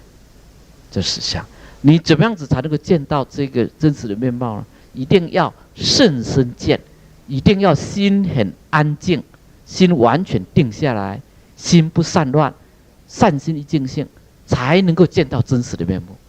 如果你的心乱，你怎么能够见到那真实的面目呢？你唯有心定下来，才能够看到真实面目。要去见到真实面目的那个作用，那个过程叫做观照。这观照，观照不是用眼睛去观而已，还要用那意根，用那个意识去观啊，要让心定下去观。那它的过程我刚刚说过了啊，您先调身，也就是眼耳鼻舌身，先让它不动。紧接着呢，调心，就是让心不动。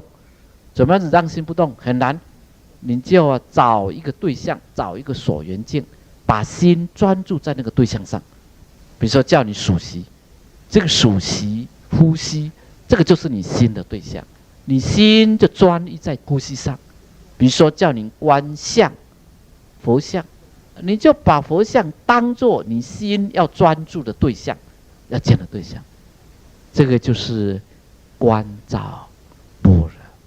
可是你要观照般若之前呢，你先要懂得这个理论，你先要懂得我怎么样子去修那个观照。这个就是什么？就是文字。文字就是写的也好，音声也好，符号也好，这个就是文字般若。你先要听闻教法，这个就是文字般若。再下来你要实践，就要实地的去修，这个就是观照般若的。为什么我们强调信解行证？你没有行是没有办法证的，行就是观照，你要观了以后才能够证得实相般若。而实际上实相般若是我们所本具的。大乘佛教说实相般若大家都有，现在为什么看不到呢？为什么没有那个智慧呢？因为我们被贪嗔痴慢疑遮盖了，被贪嗔痴慢疑烦恼给遮盖了，给遮盖了。现在怎么办？这些都是假的，贪嗔痴慢疑都是假的，因为贪嗔痴慢疑一直在改变，我们贪的对象一直都在改变，都不同；嗔的对象也一直在改变，因此他们不是真的，他们是可以去除的。这么一去除，我们就见到实相了。就把自己本来有的那个摩尼宝珠，本来有的那个最宝贵无价之宝的那个佛性给证到了，那就是实相般若啊！实相般若是本具的，我们要找回本具的实相般若，就必须要靠观照般若。你想要观照般若呢，必须要先听经闻法，先去学习，这个就是文字般若，文字般若。好，等到你证得实相般若，您就有那个智慧，您就会表达出来，用符号表达，用音声表达出来，您就会有文字般若啊。同时，您可以教其他的众生，依照这个文字般若来发起观照般若，用观照般若帮助众生来证得实相般若。所以这三种般若虽然分为三个，其实是一个，我们只是为了说明起见，把它分成三个其实他们可以合而为一的，合而为一诸位朋友，现在有没有问题因为这3个般若是非常重要大乘佛教一直在讲般若，般若超越了智慧，超越了智慧有没有清楚了？有没有清楚了？清楚了哈。好，我现在再用一个很简单的譬喻大家都知道电吧？电 ，electricity 知道电电你看得到吗？看得到吗？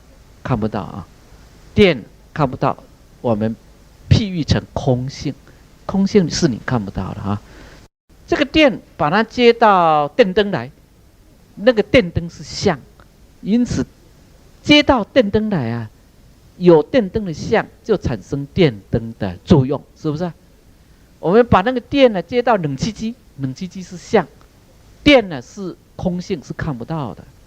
但把它接到冷气机这个相以后，是不是就发挥了冷气机的作用？冷气的作用是不是发挥了？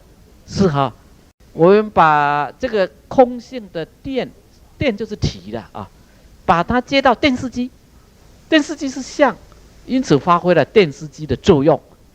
我们就让那个真空升起了妙有，真空就是妙有，妙有就是真空。同样的，你可以把电接到其他的相上，就会产生其他的作用。我们怎么样子才能够充分的发挥作为一个人的意义呢？我们人生的价值要怎么发挥出来？诸位朋友，你们应该知道了。首先要让自己怎么样子证得空性，是不是要先让自己证得本体？证得本体，你完全毕竟空性以后，你就可以呈现各种各样的相，因而发挥各种各样的用，你的人生才能够尽到100%的意义，你的价值才充分发挥出来。否则，作为一个人呢，你如果说我的相就是只有这个，我就是这种人，那你就没有发挥你的人生作用，你就是白走这一招了。你必须要无相，你必须要不着相，充分发挥你的空性，你各种各样的相都可以呈现，你就可以产生各种各样的作用好了，知道了用电的譬喻最好了电是空性，是体，那各种各样的电器用品那就是相，因为有不同的相，所以就发挥不同的用。相用是由体而来的，你体掌握不好，相用就掌握不好。也就是说，当我们心掌握不好，我们的身就发挥不了作用。当我们心散乱，我们心贪嗔痴慢疑烦恼多，你事情就做不好。当我们心宁静，心有智慧，证得实相空性，我们自然就可以发挥作用。对对对，眼耳鼻舌身，那是前5识的作用。意是第6意是第6OK， 再来，体相用怎么合在一起我们体相用是就现象来讲它是相，就缘起的部分来讲它是相，因为这个是缘起，这个也是缘起，这个也是缘起，这个也是缘起，所有一切呈现出来，能够让我们看到、听到、闻到、触到、尝到，这些都是缘起表象的部分但你要有那种智慧，要那种观照智慧去证得实相，那个时候就是证得它的体现。这个就是缘起性空，这个也就是大乘佛教的智慧。大乘佛教的智慧就是一实相印，也就是说缘起性空的智慧你看到相的时候，你要想到它的体性；你看到虚空、看到这种空性的时候，你要想到它可以产生相。比如说，我们这个大冲山，10几年前还没有盖这个道场的时候，那个时候是一片空地，但因为智慧，师父他有这个智慧，因为诸位菩萨你们有这个发心，师父的智慧，他可以从这个空里面见到有，他可以去设计说我们需要一个庄严的道场，让大家共同来修行。因此呢，他就在心里面先形成一个相。那诸位朋友啊，在护持，就让师父心里面的那个相具体化，就变成了这个道场。因此，一个真正有智慧，能够充分发挥他人生价值的人，他是能够从真空里面看到妙有，也就是说，他能够看到10年后的事情、20年后的事情、100年后、1000年后的事情，这个才是真正的智慧。那你如果只有看到眼前，那你晓得这里是一片空地，这里杂草丛生，这个有什么用？没有发挥它的作用。所以我们要起一个相出来，才能够让它作用。你要有那种智慧，从真空见到妙有。你要想充分发挥妙有的作用，你就必须要真空，也就是说，你的心一定要完全清净，不是为自己，心没有任何的那种染污，没有任何的预存立场，这样子呢，完全的空性就能够完全的相，什么相它都可以呈现。这片空地可以用来盖房子啊，也可以用来盖酒吧啊、pub 啦、舞厅啊，什么都可以啊。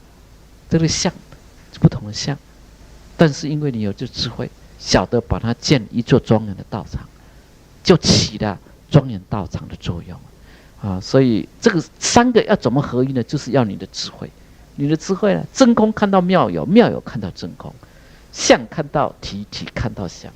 体就是空性啊，那相就是我们所能够接触到的对象啊。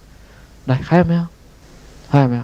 没有哈，没有我们就继续了啊。这个般若波罗蜜多啊，波罗蜜是3个字，或者是波罗蜜多也可以啊。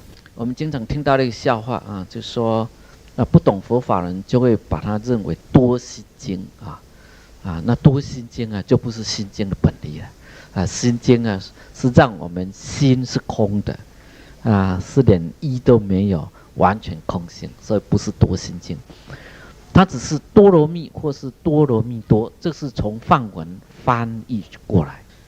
梵文呢，这帕拉蜜或是帕拉蜜达帕拉蜜或是帕拉蜜达。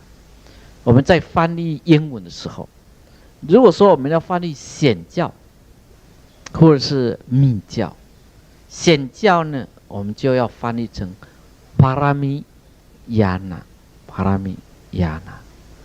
如果是密教，大家知道了要怎么翻译这位师姐大声一点帕拉米是显教啊，我们叫帕拉米当然也可以加上大帕拉米亚那 YANA 就是圣的意思，帕拉米亚那，就是帕拉米达亚那，这是显教。如果是密呢，有2种翻译方法，一个是翻译成对不起 tantric 用形容词 tantric yana 密教那另外一种翻译方法用金刚 Vajra Vajra yana Vajra 这个就是金刚的意思。 Tantric 是一种咒语，即收咒语那个咒这是 Tantra 这 Tantra 这是变成形容词是 Tantric yana Tantric yana 诸位在印尼的朋友你们的梵文基础都非常好因为你们经常在说梵文，讲印尼话里面有很多的梵文字因为印尼被佛教这个影响过大家可以跟着我念显教怎么说？帕拉米亚那密教呢 Tantric yana， 还有一个叫做 Vajra yana 叫 Vajra yana Tantra 大家知道了 ，Tantra 是什么意思？咒语它的意义叫做什么？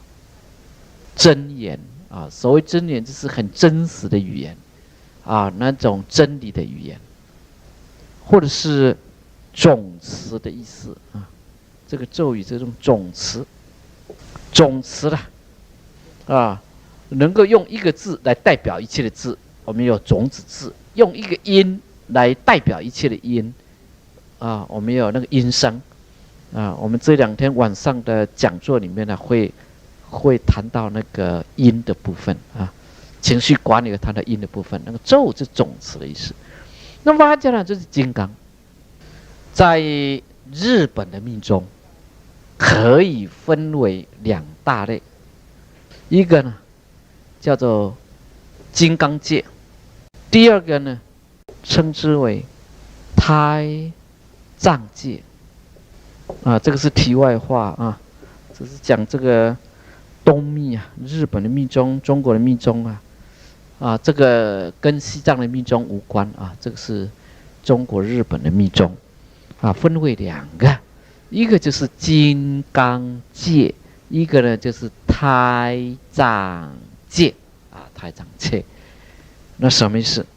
金刚界，金刚界，金刚是譬喻，譬喻说它非常的坚固，它可以摧毁其他的东西，其他的东西摧毁不了它。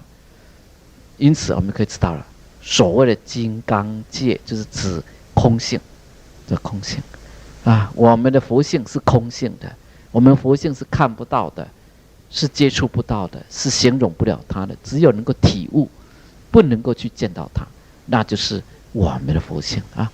我们的佛性，那是只说我们的空性是金刚界。再下来胎藏界，胎藏界就是一个譬喻，金刚是譬喻，胎藏也是譬喻。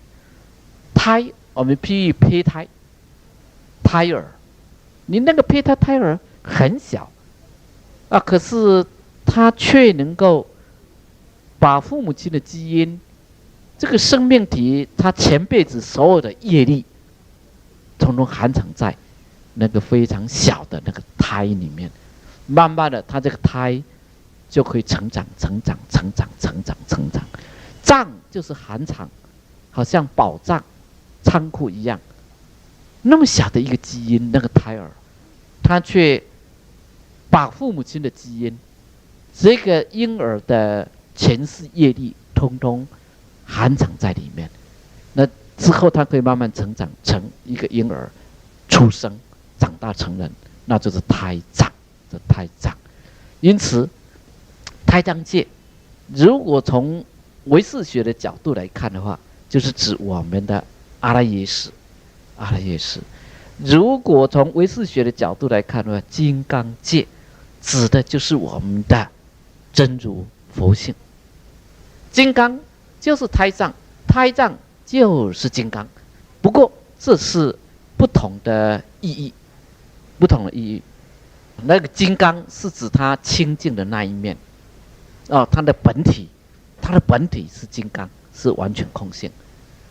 如果是就作用的那一面来讲，它是胎藏，因为一切的法界都是从真如佛性这边所流出来，修行也是要回归到我们的真如佛性去，那个就是胎藏OK， 一个字 OK 我们用简单的话了，金刚界金刚界是指空性，是指它的体，就体的这一方面来讲体英文叫 essence， 就那个 essence 那个本体来讲。胎藏界是就用，我们刚刚有讲到体相用嘛，胎藏是就用来说，因为它有一个相，有个什么相？有胎的相、胚胎的相、胎儿相，因此就起了胎儿的胚胎的作用。胎藏界就是就作用来说，金刚界是就体来说那知道了。好，我们因为谈到波罗蜜这帕拉蜜亚那是什么教？显教包括哪些？显教当然是包括小圣是不是？所谓声闻圣、缘觉圣，还有大圣的菩萨道，这个就是显教教理的部分。那密教呢，包括哪些？啊。咪教包括哪些 ？OK， 这是持咒的部分。那持咒它只是一小部分哈，这是口持咒，但是意呢，就是心要观想，身呢要结印，这个就是 Tantric Yana， 或者是 Vajrayana 啊。波罗啊，波罗蜜多啊，波罗的意思呢，就是彼岸，彼岸啊，这是对岸就对了。我们这条河的对岸，为什么用河来譬喻？佛他教化的地区啊，主要是在恒河中下游，天天就在恒河旁边游化教育他的弟子，经常见到恒河。恒河又是印度人的母亲，他们生老病死都离不开恒河，所以在佛经里面经常用恒河来做譬喻。波罗就是彼岸，我站在河流的这一边看到彼岸，这譬喻涅槃极境，就是那种开悟成佛的境界，就是波罗啊，波罗。弥达或是弥啊，弥或是弥达的意思呢，就是道，我们的动词的道啊，这道抵达了那个彼岸，抵达什么彼岸？这是抵达涅槃的彼岸。我们现在还在此岸呢，是什么的此岸？这个此岸呢，是这个烦恼啊，凡夫的此岸。彼岸，这个就是菩提的彼岸，觉悟的彼岸啊，或者是佛的彼岸，圣人的彼岸。我们这边还在痛苦之中，痛苦之中，我们想要解脱这个痛苦烦恼，因此就必须要有一个工具啊，必须要有一个工具啊。工具就是法门，交通工具，搭船、坐车子，这个就是工具。靠着这个工具，由此岸到达这个彼岸。所以这个工具，在古时候的翻译就是圣，圣就是车子，交通工具，船也可以。那这些呢，就是说，你修什么样的圣，就可以到达什么样的彼岸，就这么简单啊。比如说你搭飞机，你这个飞机啊是飞往缅甸的，飞往新加坡的，飞往巴厘岛的，飞往台北的，什么样的班机就可以把你载到什么样的目的地。因此呢，我们如果是修的小乘的法，修小乘的法，也就是说我们是搭着小乘的交通工具，所能够到达的彼岸是哪一个彼岸？小乘的话，比如说修罗汉乘、阿罗汉乘啊，声闻乘，能够到达的彼岸是什么？证得阿罗汉。我们如果是修独觉或是圆觉乘，思维12因缘，我们所能够到达的彼岸是什么？辟支佛。对，我们如果是修大乘、四无量心、六度、六波罗蜜，所能够到达的彼岸是什么？菩萨，最后成佛，是吧？是这样，你搭什么交通工具，就能够到达什么样的目的地。这样知道了啊？因为每一个交通工具各有它的终点啊，你的终点站，这个是往哪里的？这个往哪里的？往哪里的？往哪里的啊？那有些人呢不想到彼岸去，那就轮回啊。那这个佛啊很慈悲，就开示人圣给他们，说你喜欢享受吗？喜欢享受当人吗？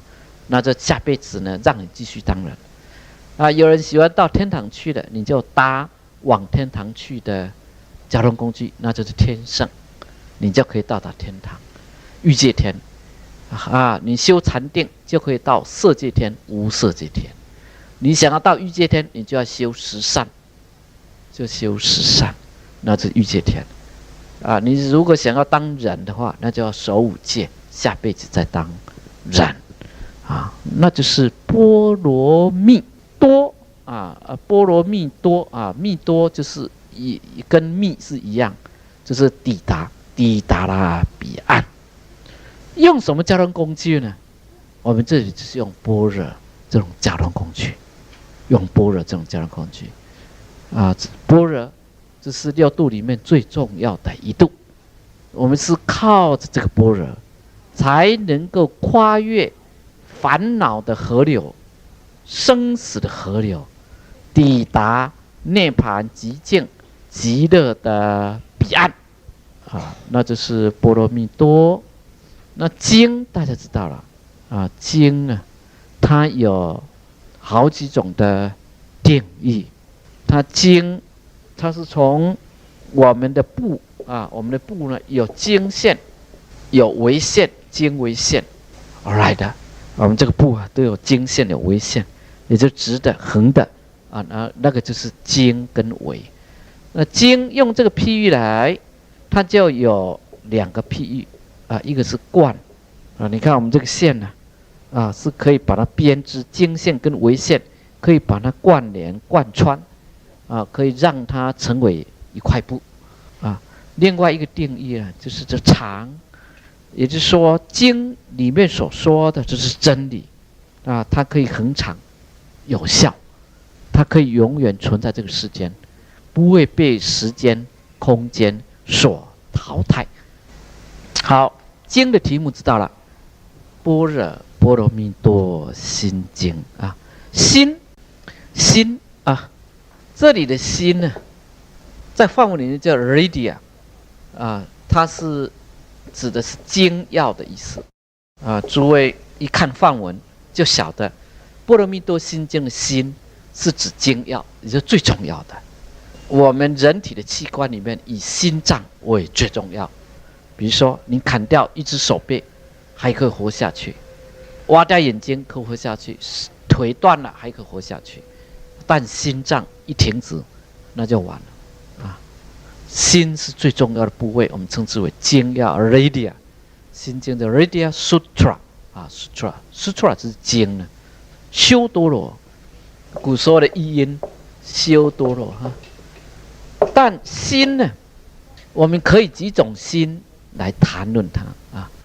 心除了精要的以外呢，心种心叫做肉团心。第二种心啊，就是这个缘虑心，缘虑。第三种心呢，称之为真常心啊。肉团心不是佛法里面所要谈的那个心。肉团心它是属于身根之一，我们五根有眼耳鼻舌身，是属于我们的器官，肉体器官生理部分，那这是肉团，那是我们的心脏或是这个脑神经啊，那是肉团。第二种是缘虑啊，缘虑呢有两个作用，一个是缘，一个就是虑啊。缘是什么？就是攀缘。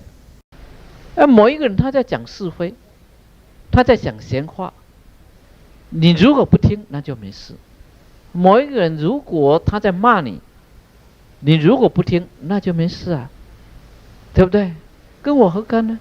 是他的嘴巴痒，嘴丢了哈，是他的嘴巴呢停不下来，他嘟啊，七嘴八舌的，三姑六婆的啊，谈的不停，都是在谈是非。那你如果你不听，那就没事了嘛。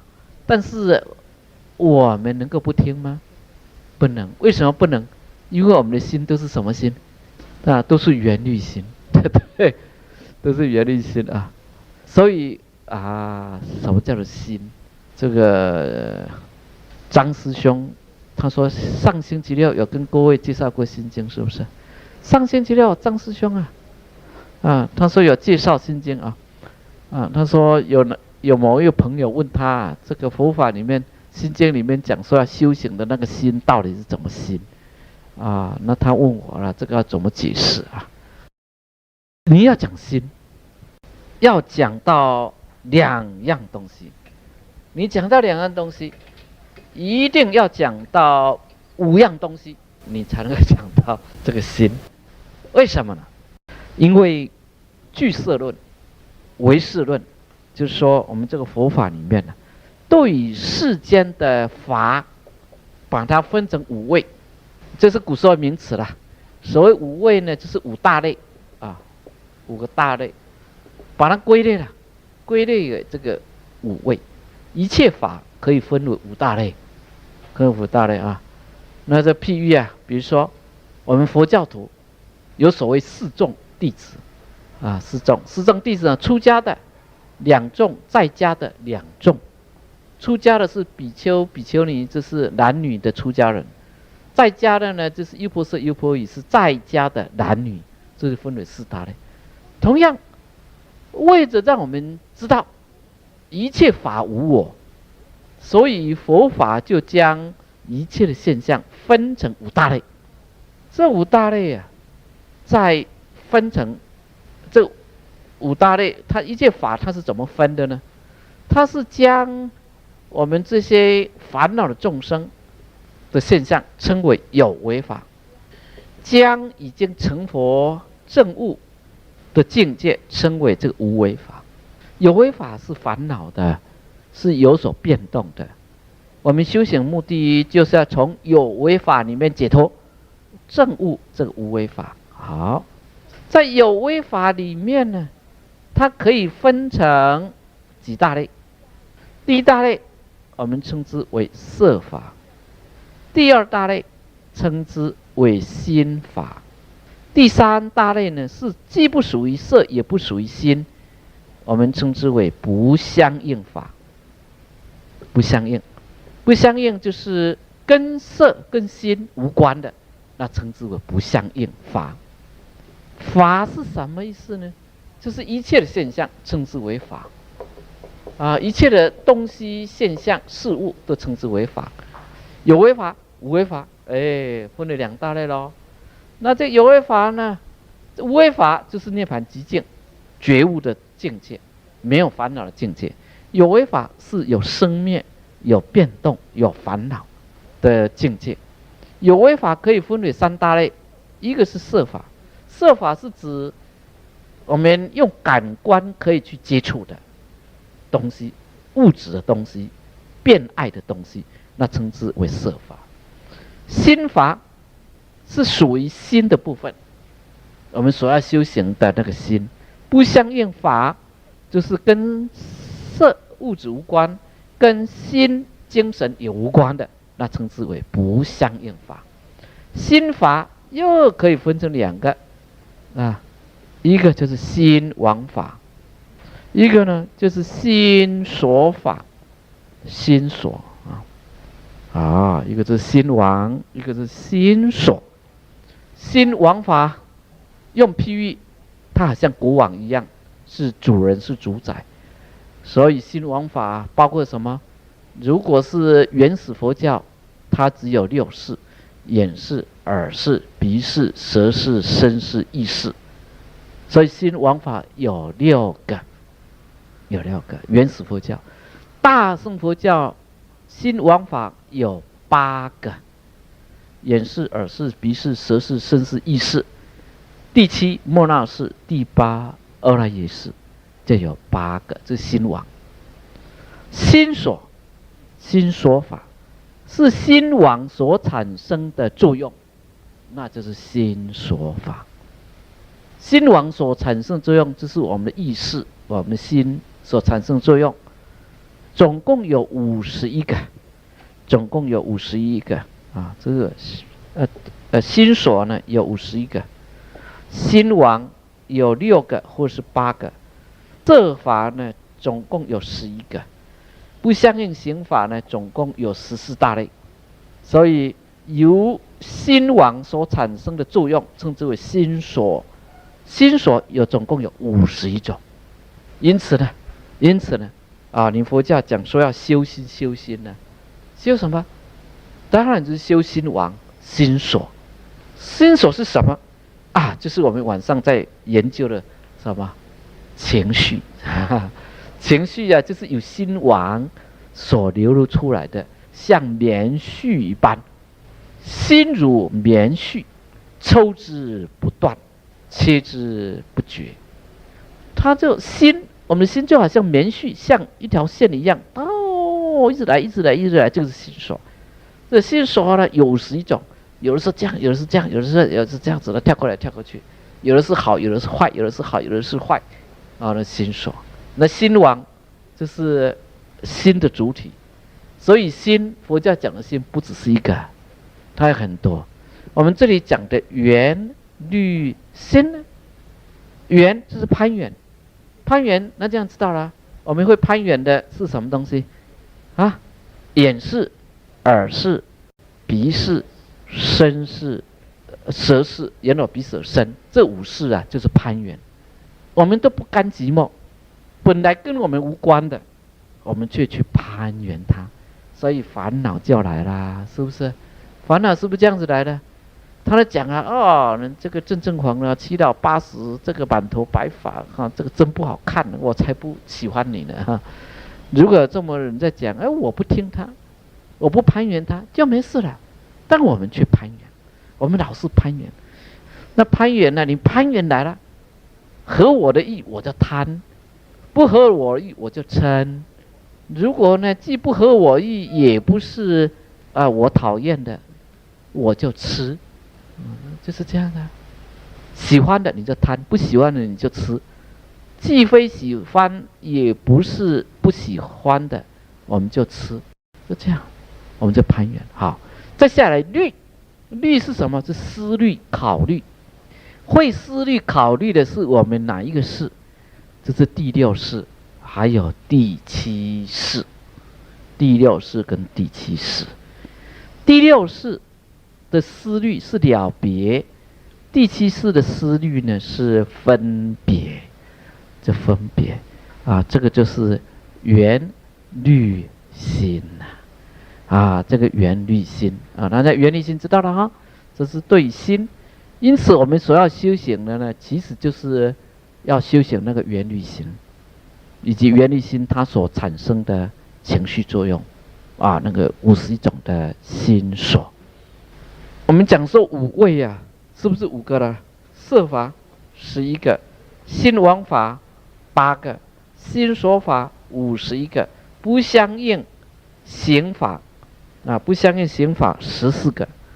第一大类、第二大类、第3大类、第4大类，加上无为法，这是第5大类，这称之为五味。就讲心呢，缘虑心。好了，说佛教的心很复杂了，缘虑。缘虑心之后还有一个心，那就是这个增长心。增长心是指的是什么？是指我们的第8阿赖耶识我们这里知道了攀缘心呢是指前5识，思虑的心呢是指6识跟这个7识，增长心呢是将我们的第8阿赖耶识清净以后证得了增长。增长心就指我们的佛性，我们的真心，我们的清净心，那就增长心。增长心只有大乘佛教才提到，原始佛教是没有提到增长心。原始佛教只有提到缘虑心，也就是说我们现在的南传佛教，诸位朋友如果接触到这个南传的法师、南传的教法他们所谈的只有缘虑心，绝对不会谈到增长心。他们的缘虑心缘的部分讲前5识，跟我们大乘所讲的一样。讲思虑心呢，跟我们大乘所讲的不一样，因为他的思虑心，他只有讲第6识没有讲到这个第7识，当然也没有讲第8识。所以我们刚刚讲过了，心王法，原始佛教，现在的南传佛教只有6个。只有6个。大乘佛教呢讲到8个，心王8个。原始佛教、南传佛教所讲的心有几个？心王有几个？6个，那就很简单了。那我们大乘佛教讲的思虑心，又加上7，我们的增长心是将第8阿赖耶识给清净以后，称之为增长。因此，我们大乘佛教有几个心王？8个心王，就是这么简单了啊，就简单了啊！诸位要融会贯通，你就知道了啊！你听到南传师父为什么只有讲那样子？为什么南传师父没有讲真常心，没有讲佛性？这很简单嘛，因为他们的教法里面没有这个，他们也不会讲啊！诸位啊，这个不是我们大圣在夸口，而是说他们根本没有这种东西，他没有这个教法，他不了解，因此他不会谈佛性，不会谈真常心，啊，不会谈这个涅槃心啊。但是大乘佛教就有谈到真常心。因为大乘佛教有谈到几个心王，8个心王，所以大乘佛教讲的缘欲心比较多，大乘佛教又讲了第8心王转的那个真常心啊。好，到这里有指向没有？好，心在哪里？对啊，我们说修行要修心呢。你如果不知道心在哪里，你怎么修？对不对？心在哪里？心在哪里？心在哪里？师父说在这个呼吸中，你说心在佛法里面哈，心在哪里？英英心在哪里？你看我们这个妹妹，大家鼓掌一下啊！这个心，他刚刚讲因缘所生，记住佛教啊讲缘生缘起。心，我们这位师姐刚刚讲说骗虚空啊，难道是骗虚空吗？难道是骗虚空吗？你过来一下，我现在要揍你哈！我揍你的时候，我打你的时候，你会感觉痛啊！我们现在假设我现在打你啊，何时你被虎头蜂还是蜜蜂叮到？我昨天晚上讲的那个例子，你那时候就会什么？比如说叮到这里，叮到这里，你的心就跑到哪里去了？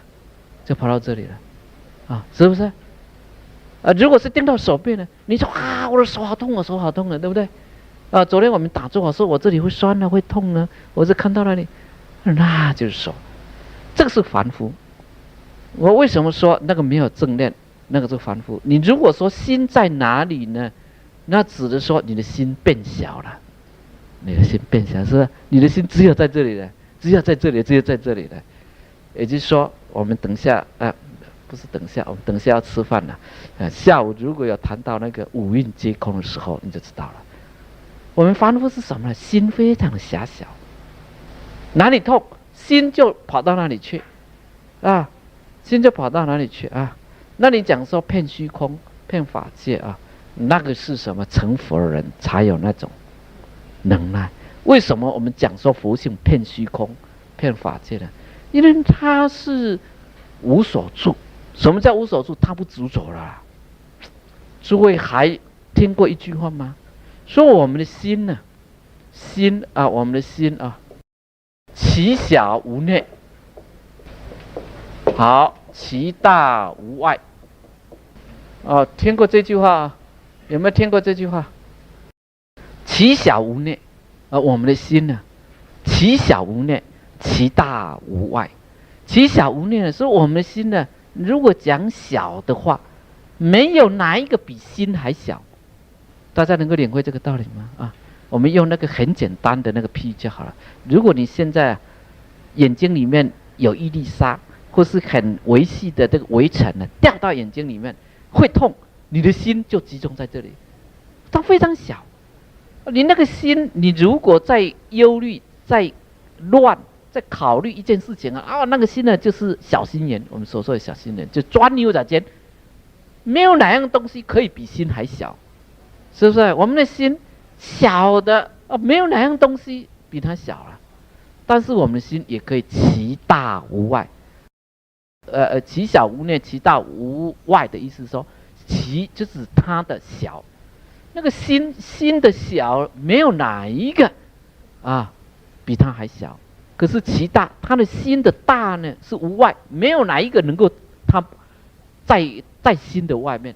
好，请问诸位，我们的心，如果你开放，你的心有智慧。我现在请问，现在请你们看我这个人，好，你的心能不能够想起我这个人？可不可以？可以啊，所以很大啊。我们现在请诸位想说我们这个大崇山，这个7层楼的这个样子，各位想一下，哎，你的心能不能包括这个大崇山？可以，因为我们心我们现在想一下雅加达这个都市，哈，雅加达都市，哎，真的就想出来了，想印尼、爪哇岛，讲这亚洲这个整个世界，整个地球，哎，你就想出来了。所以你那个心呢，可以让它大，我们称之为其大无外，其小无内。我们的心是因缘所生，所谓有心呢，那是因缘所生。什么叫因缘所生？我打你一下，哦，你心就跑到这里了。你现在被虎头蜂叮到，啊，一直在想啊，我为什么会被叮到？那个就是心就那么小，就跑到这里来了。因缘所生，是因为有因缘。我们刚刚讲心有心王跟心所了，所以眼识的产生不是莫名其妙产生的，但是因为我们的眼根接触到色尘，因此一接触以后产生一个认识作用，这个称之为眼识。我们的眼识并不是经常产生作用的，因此它是因缘所生啊，因缘所生。那我们要修行啊，就是要都有所以对后面会讲到啊，所以大家就可以知道说心经那简单扼要，把所有的佛法统统包括在里面在这里所以心在哪里？心在哪里当然是因缘所生。因缘所生是指我们这些凡夫的你如果说心是骗虚空、骗法界的话，它是指真常心，它是指已经开悟的人。开悟的人他无所住开悟的人呢，你说打他一下你这个被什么被蜜蜂叮到，他不会他不会说心呢就只有连在这里，他仍然晓得这个是空性，这个是因缘所生，他不会执着在上头，因此他的心可以广泛到说，虽然我现在被蜜蜂所叮到，如果有一个人拿着棍子要打我，我还晓得立刻逃开因为他心非常的开朗，非常开放，不会说这个叮到了，那就其他的事情都忘光了。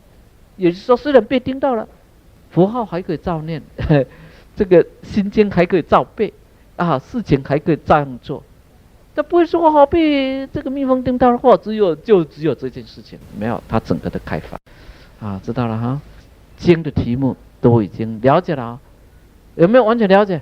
般若波罗蜜多心经有没有完全了解？有没有完全了解？因为你从经名里面呢就可以知道这一部经谈的是什么，所以我们从经名里面我们就知道了这一部经谈的是什么？般若智慧，超越的智慧。它谈的是什么？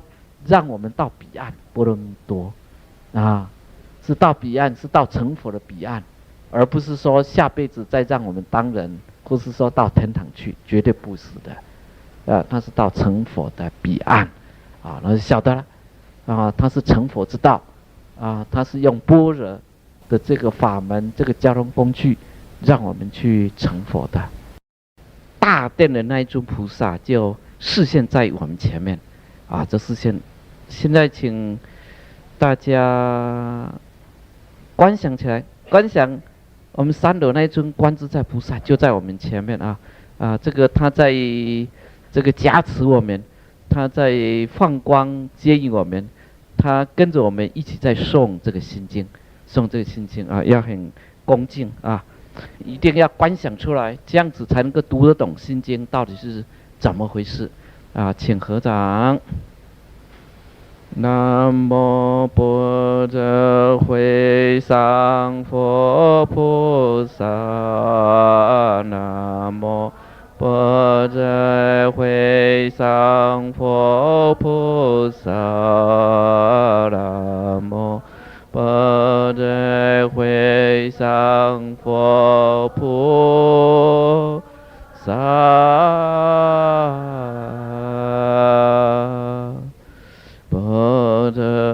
波罗蜜心经，观自在菩萨最真般若波罗蜜多时，照见五蕴皆空，度一切苦厄。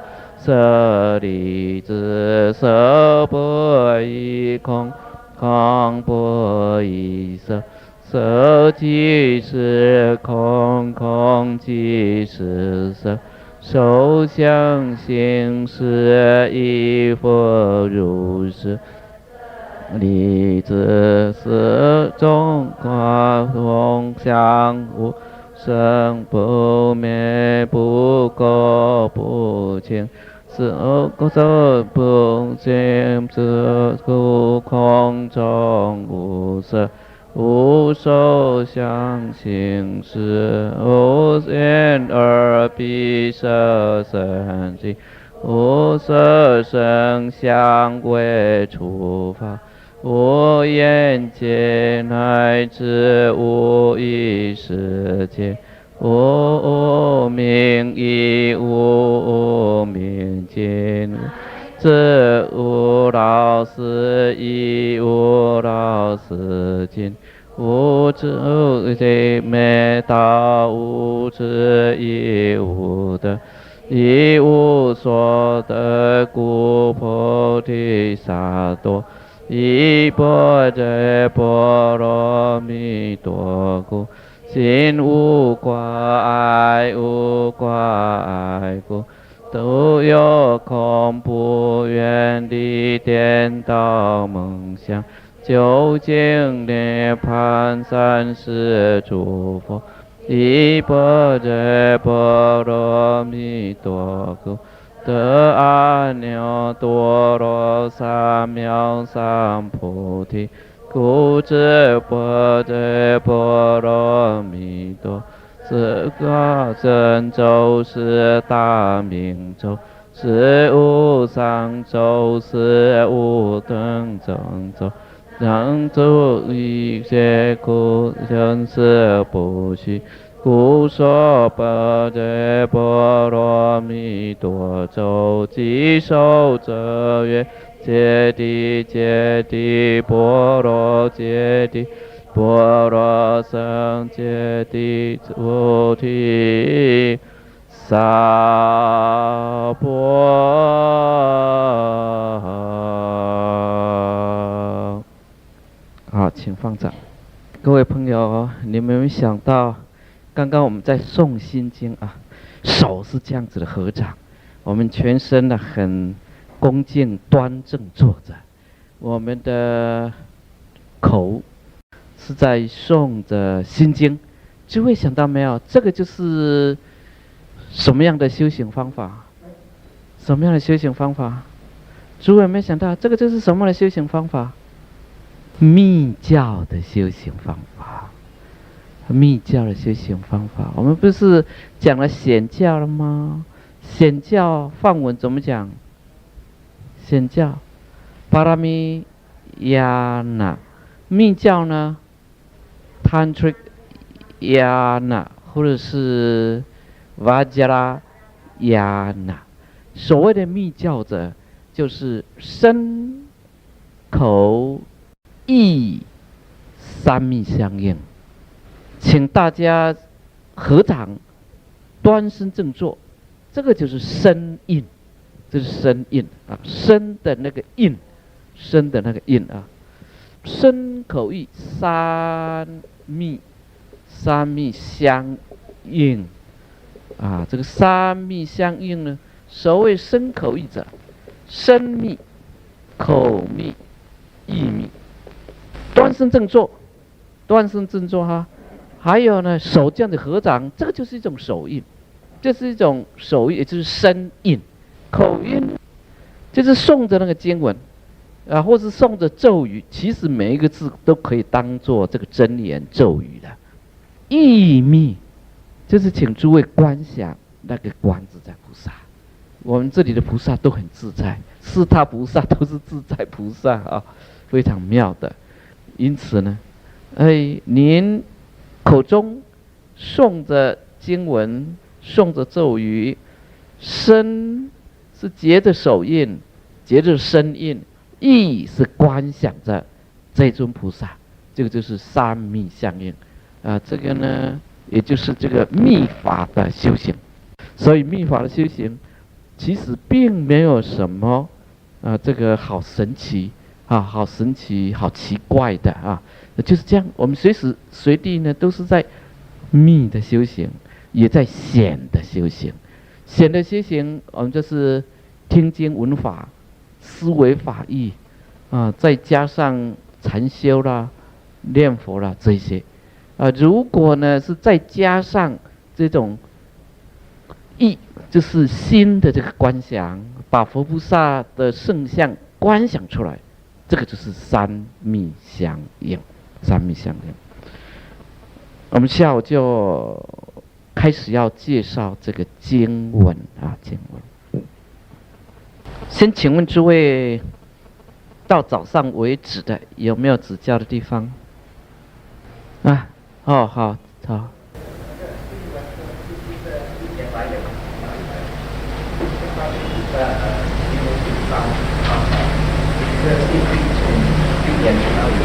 因缘心经的因缘是不是？心经的因缘，我们说过，那个心是经要的意思，就是说心经呢是属于大般若经的经要大般若经的经要呢，就是将600卷，就是玄奘大师他翻译这个大般若经。大般若经所讲的都是性空。早上我们说过，它是实相论，它是来论实相的经典。他把这么多的大般若经的部分，最重要的精华把它结集在一起，因此而有了这个心经。所以这个心经有不同的版本，比如说我们汉文的版本跟这个西藏文，这是西藏佛教、藏传佛教的那个心经版本就不一样，在西藏文的心经里面，他提到这个心经一开头的时候，跟我们汉文的不一样一开头的时候，他就说意识佛在舍卫国灵鹫山诸位有到过西藏的吗？印度的吗？有没有到过印度？没有。我们这个省知姐去过印度，在灵鹫山灵鹫山那个地方灵气非常的好他就在舍卫国就是现在的一个盆地，现在看起来是一个盆地那个是非常有灵气的。那山顶一眼望过去，四周围都是群山环抱的群山四周围都是山。那舍卫国的那个灵鹫山，它就在那个盆地的中间，它那么一座山上来，那看着四周围都是山那个灵气非常好，山峦起伏藏文本就是藏文本的心经他就一开头就讲说，一时佛在舍卫国灵鹫山上，他就在这个灵鹫山上头，对不起，不是舍卫国是摩羯陀国才对。他在灵鹫山上面的佛就在那上头，在那上头呢，他就入甚深三昧，也就是说他进入禅定。我们看大乘经典，一开始佛讲经之前呢，一定是深入禅定。他深入禅定干什么？他一深入禅定是在观众生的因缘，观众生的根基。我们刚刚诵经也是在进入三昧禅定，一样的，这是同样的道理。为什么我们每一次上课之前都要3称佛号，或者是开经偈或者是这个诵佛号或者是诵经，那个都是进入三昧。同样的，佛在那个灵鹫峰上头入甚深三昧，入甚深三昧就在观察，观察在场的听众，你们的根基是什么样子的根基你是这个根基的，我就用这种法门来教你；你是那种根基的，我用那种法门来教你。在讲心经的时候呢，佛进入了甚深三昧，进入甚深三昧以后出来，因为他因缘已经观察好了，众生的习气根基已经观察好了，观察好以后啊，心经他自己就不讲了，他自己就用他的心的力量念力，用他的神通力。我们知道修行人啊，都有那种心的力量很强啊。我知道你在想什么，我知道你们在想什么，那个就是一种心灵的神通力。他就啊，初定以后观察到这因缘呢、观察到因缘说，哎，今天的法会不是由我讲啊，现在呢有这个助教来讲，他就告诉这个助教，不是用嘴巴讲哦，这个念头一过去，念头一过去了，他就告诉他的助教，就是观自在菩萨，就告诉观自在，今天有你上课啊，这有你上课。那观自在菩萨就是他的助教啊，这是佛的助教。他一接收到佛的这个讯息以后，好，他那时候就观自在菩萨行深般若波罗蜜多时，就照见五蕴皆空，度一切苦啊。他就一样，他也行般若三昧，行深般若波罗蜜多时。这个般若波罗蜜多，他行深了。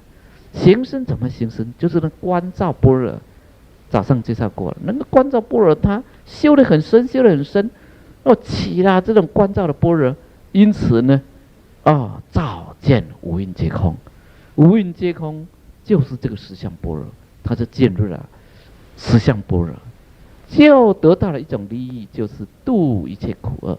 度一切苦厄，他讲完了出来，开始要利益大众了，因为他已经接到老师的这个讯息，说今天有他代为上课，他就舍利子啊，他就开始讲这个经。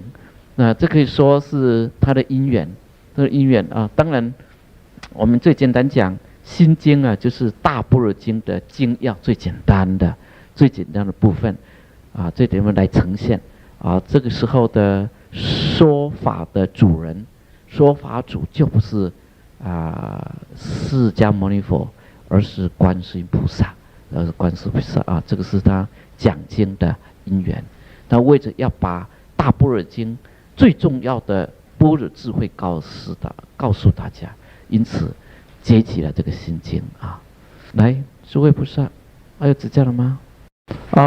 辟支佛跟这个佛有什么不同啊？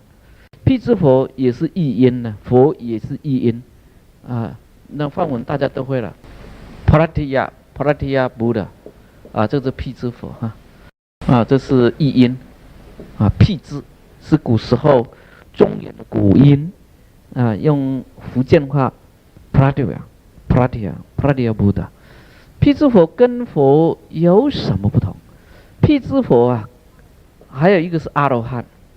阿罗汉是修四圣谛，声闻圣，这个呢是辟支佛圣，我们又称之为独觉，或是这个圆觉。声闻圣是佛还在的时候，听闻佛的教法，听闻佛的声音教法，依照他的话去做，修苦集灭道四圣谛，因而证到阿罗汉果。辟支佛他是修12因缘，师父不在了，但是他自己独，就是单独自己去修12因缘而得到觉悟。缘就是因缘，他自己去观察这因缘而得到觉悟，他所证的境界也是这个阿罗汉的境界。辟支佛跟阿罗汉他们所证的境界是一样，境界就是说他证悟的境界是一样，但是方法不一样，这个方法不一样。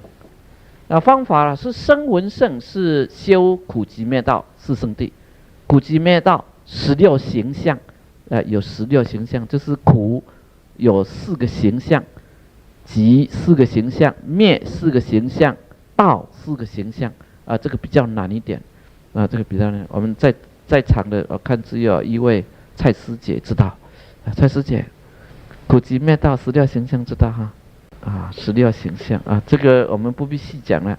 所谓形象就是一个特征。16形象，苦集灭道各有4个形象，4乘4，所以16个形象。阿罗汉修四圣谛，辟支佛圣修12因缘，他们所得到的境界一样，但方法不一样。境界一样是哪一种境界？证得极境的境界，极境涅槃的境界，正涅槃的境界，也就是说了生死的境界。您问辟支佛跟佛有什么不同？这个问题等于是在问阿罗汉跟佛有什么不同？我们也经常碰到这个问题说阿罗汉一样不一样呢？我们南传佛教现在都是修阿罗汉的啦，我们说他们证阿罗汉，那跟我们大乘佛教，我们大乘佛教不作性说，我们要成阿罗汉，我们都说我们都要成佛，那这个到底有什么不一样？好，他们有相同的地方，也有不相同的地方。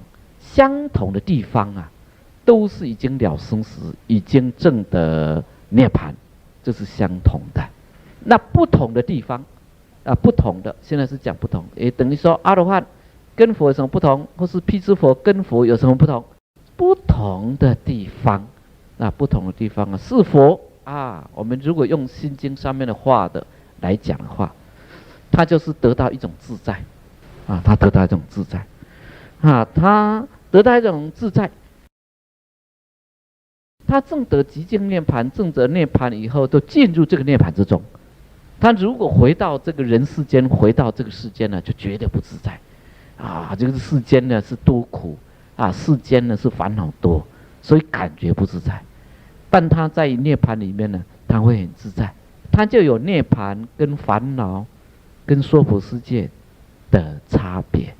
但是在大乘的佛来讲涅槃跟娑婆是没有差别，他完全得到大自在，他能够讲经说法，广度众生，这个就是佛。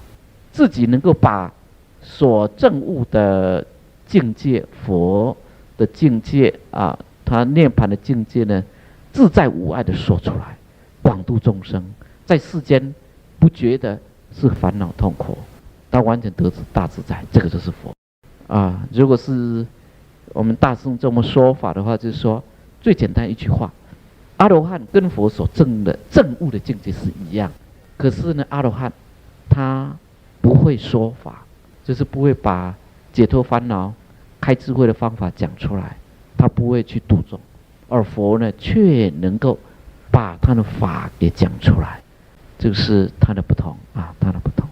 来，还有没有其他？大乘法门当然都是成佛的修菩萨道成佛的法门，跟南传佛教讲成阿罗汉是不一样的。成阿罗汉呢，就是要证涅槃就已经够了，但大乘佛教讲要慈悲，要度众，要把法给讲出来，要弘法利生，一种积极度众的精神强调这一点。来，还有没有？没了哈。没的话，我们就开始讲这个经文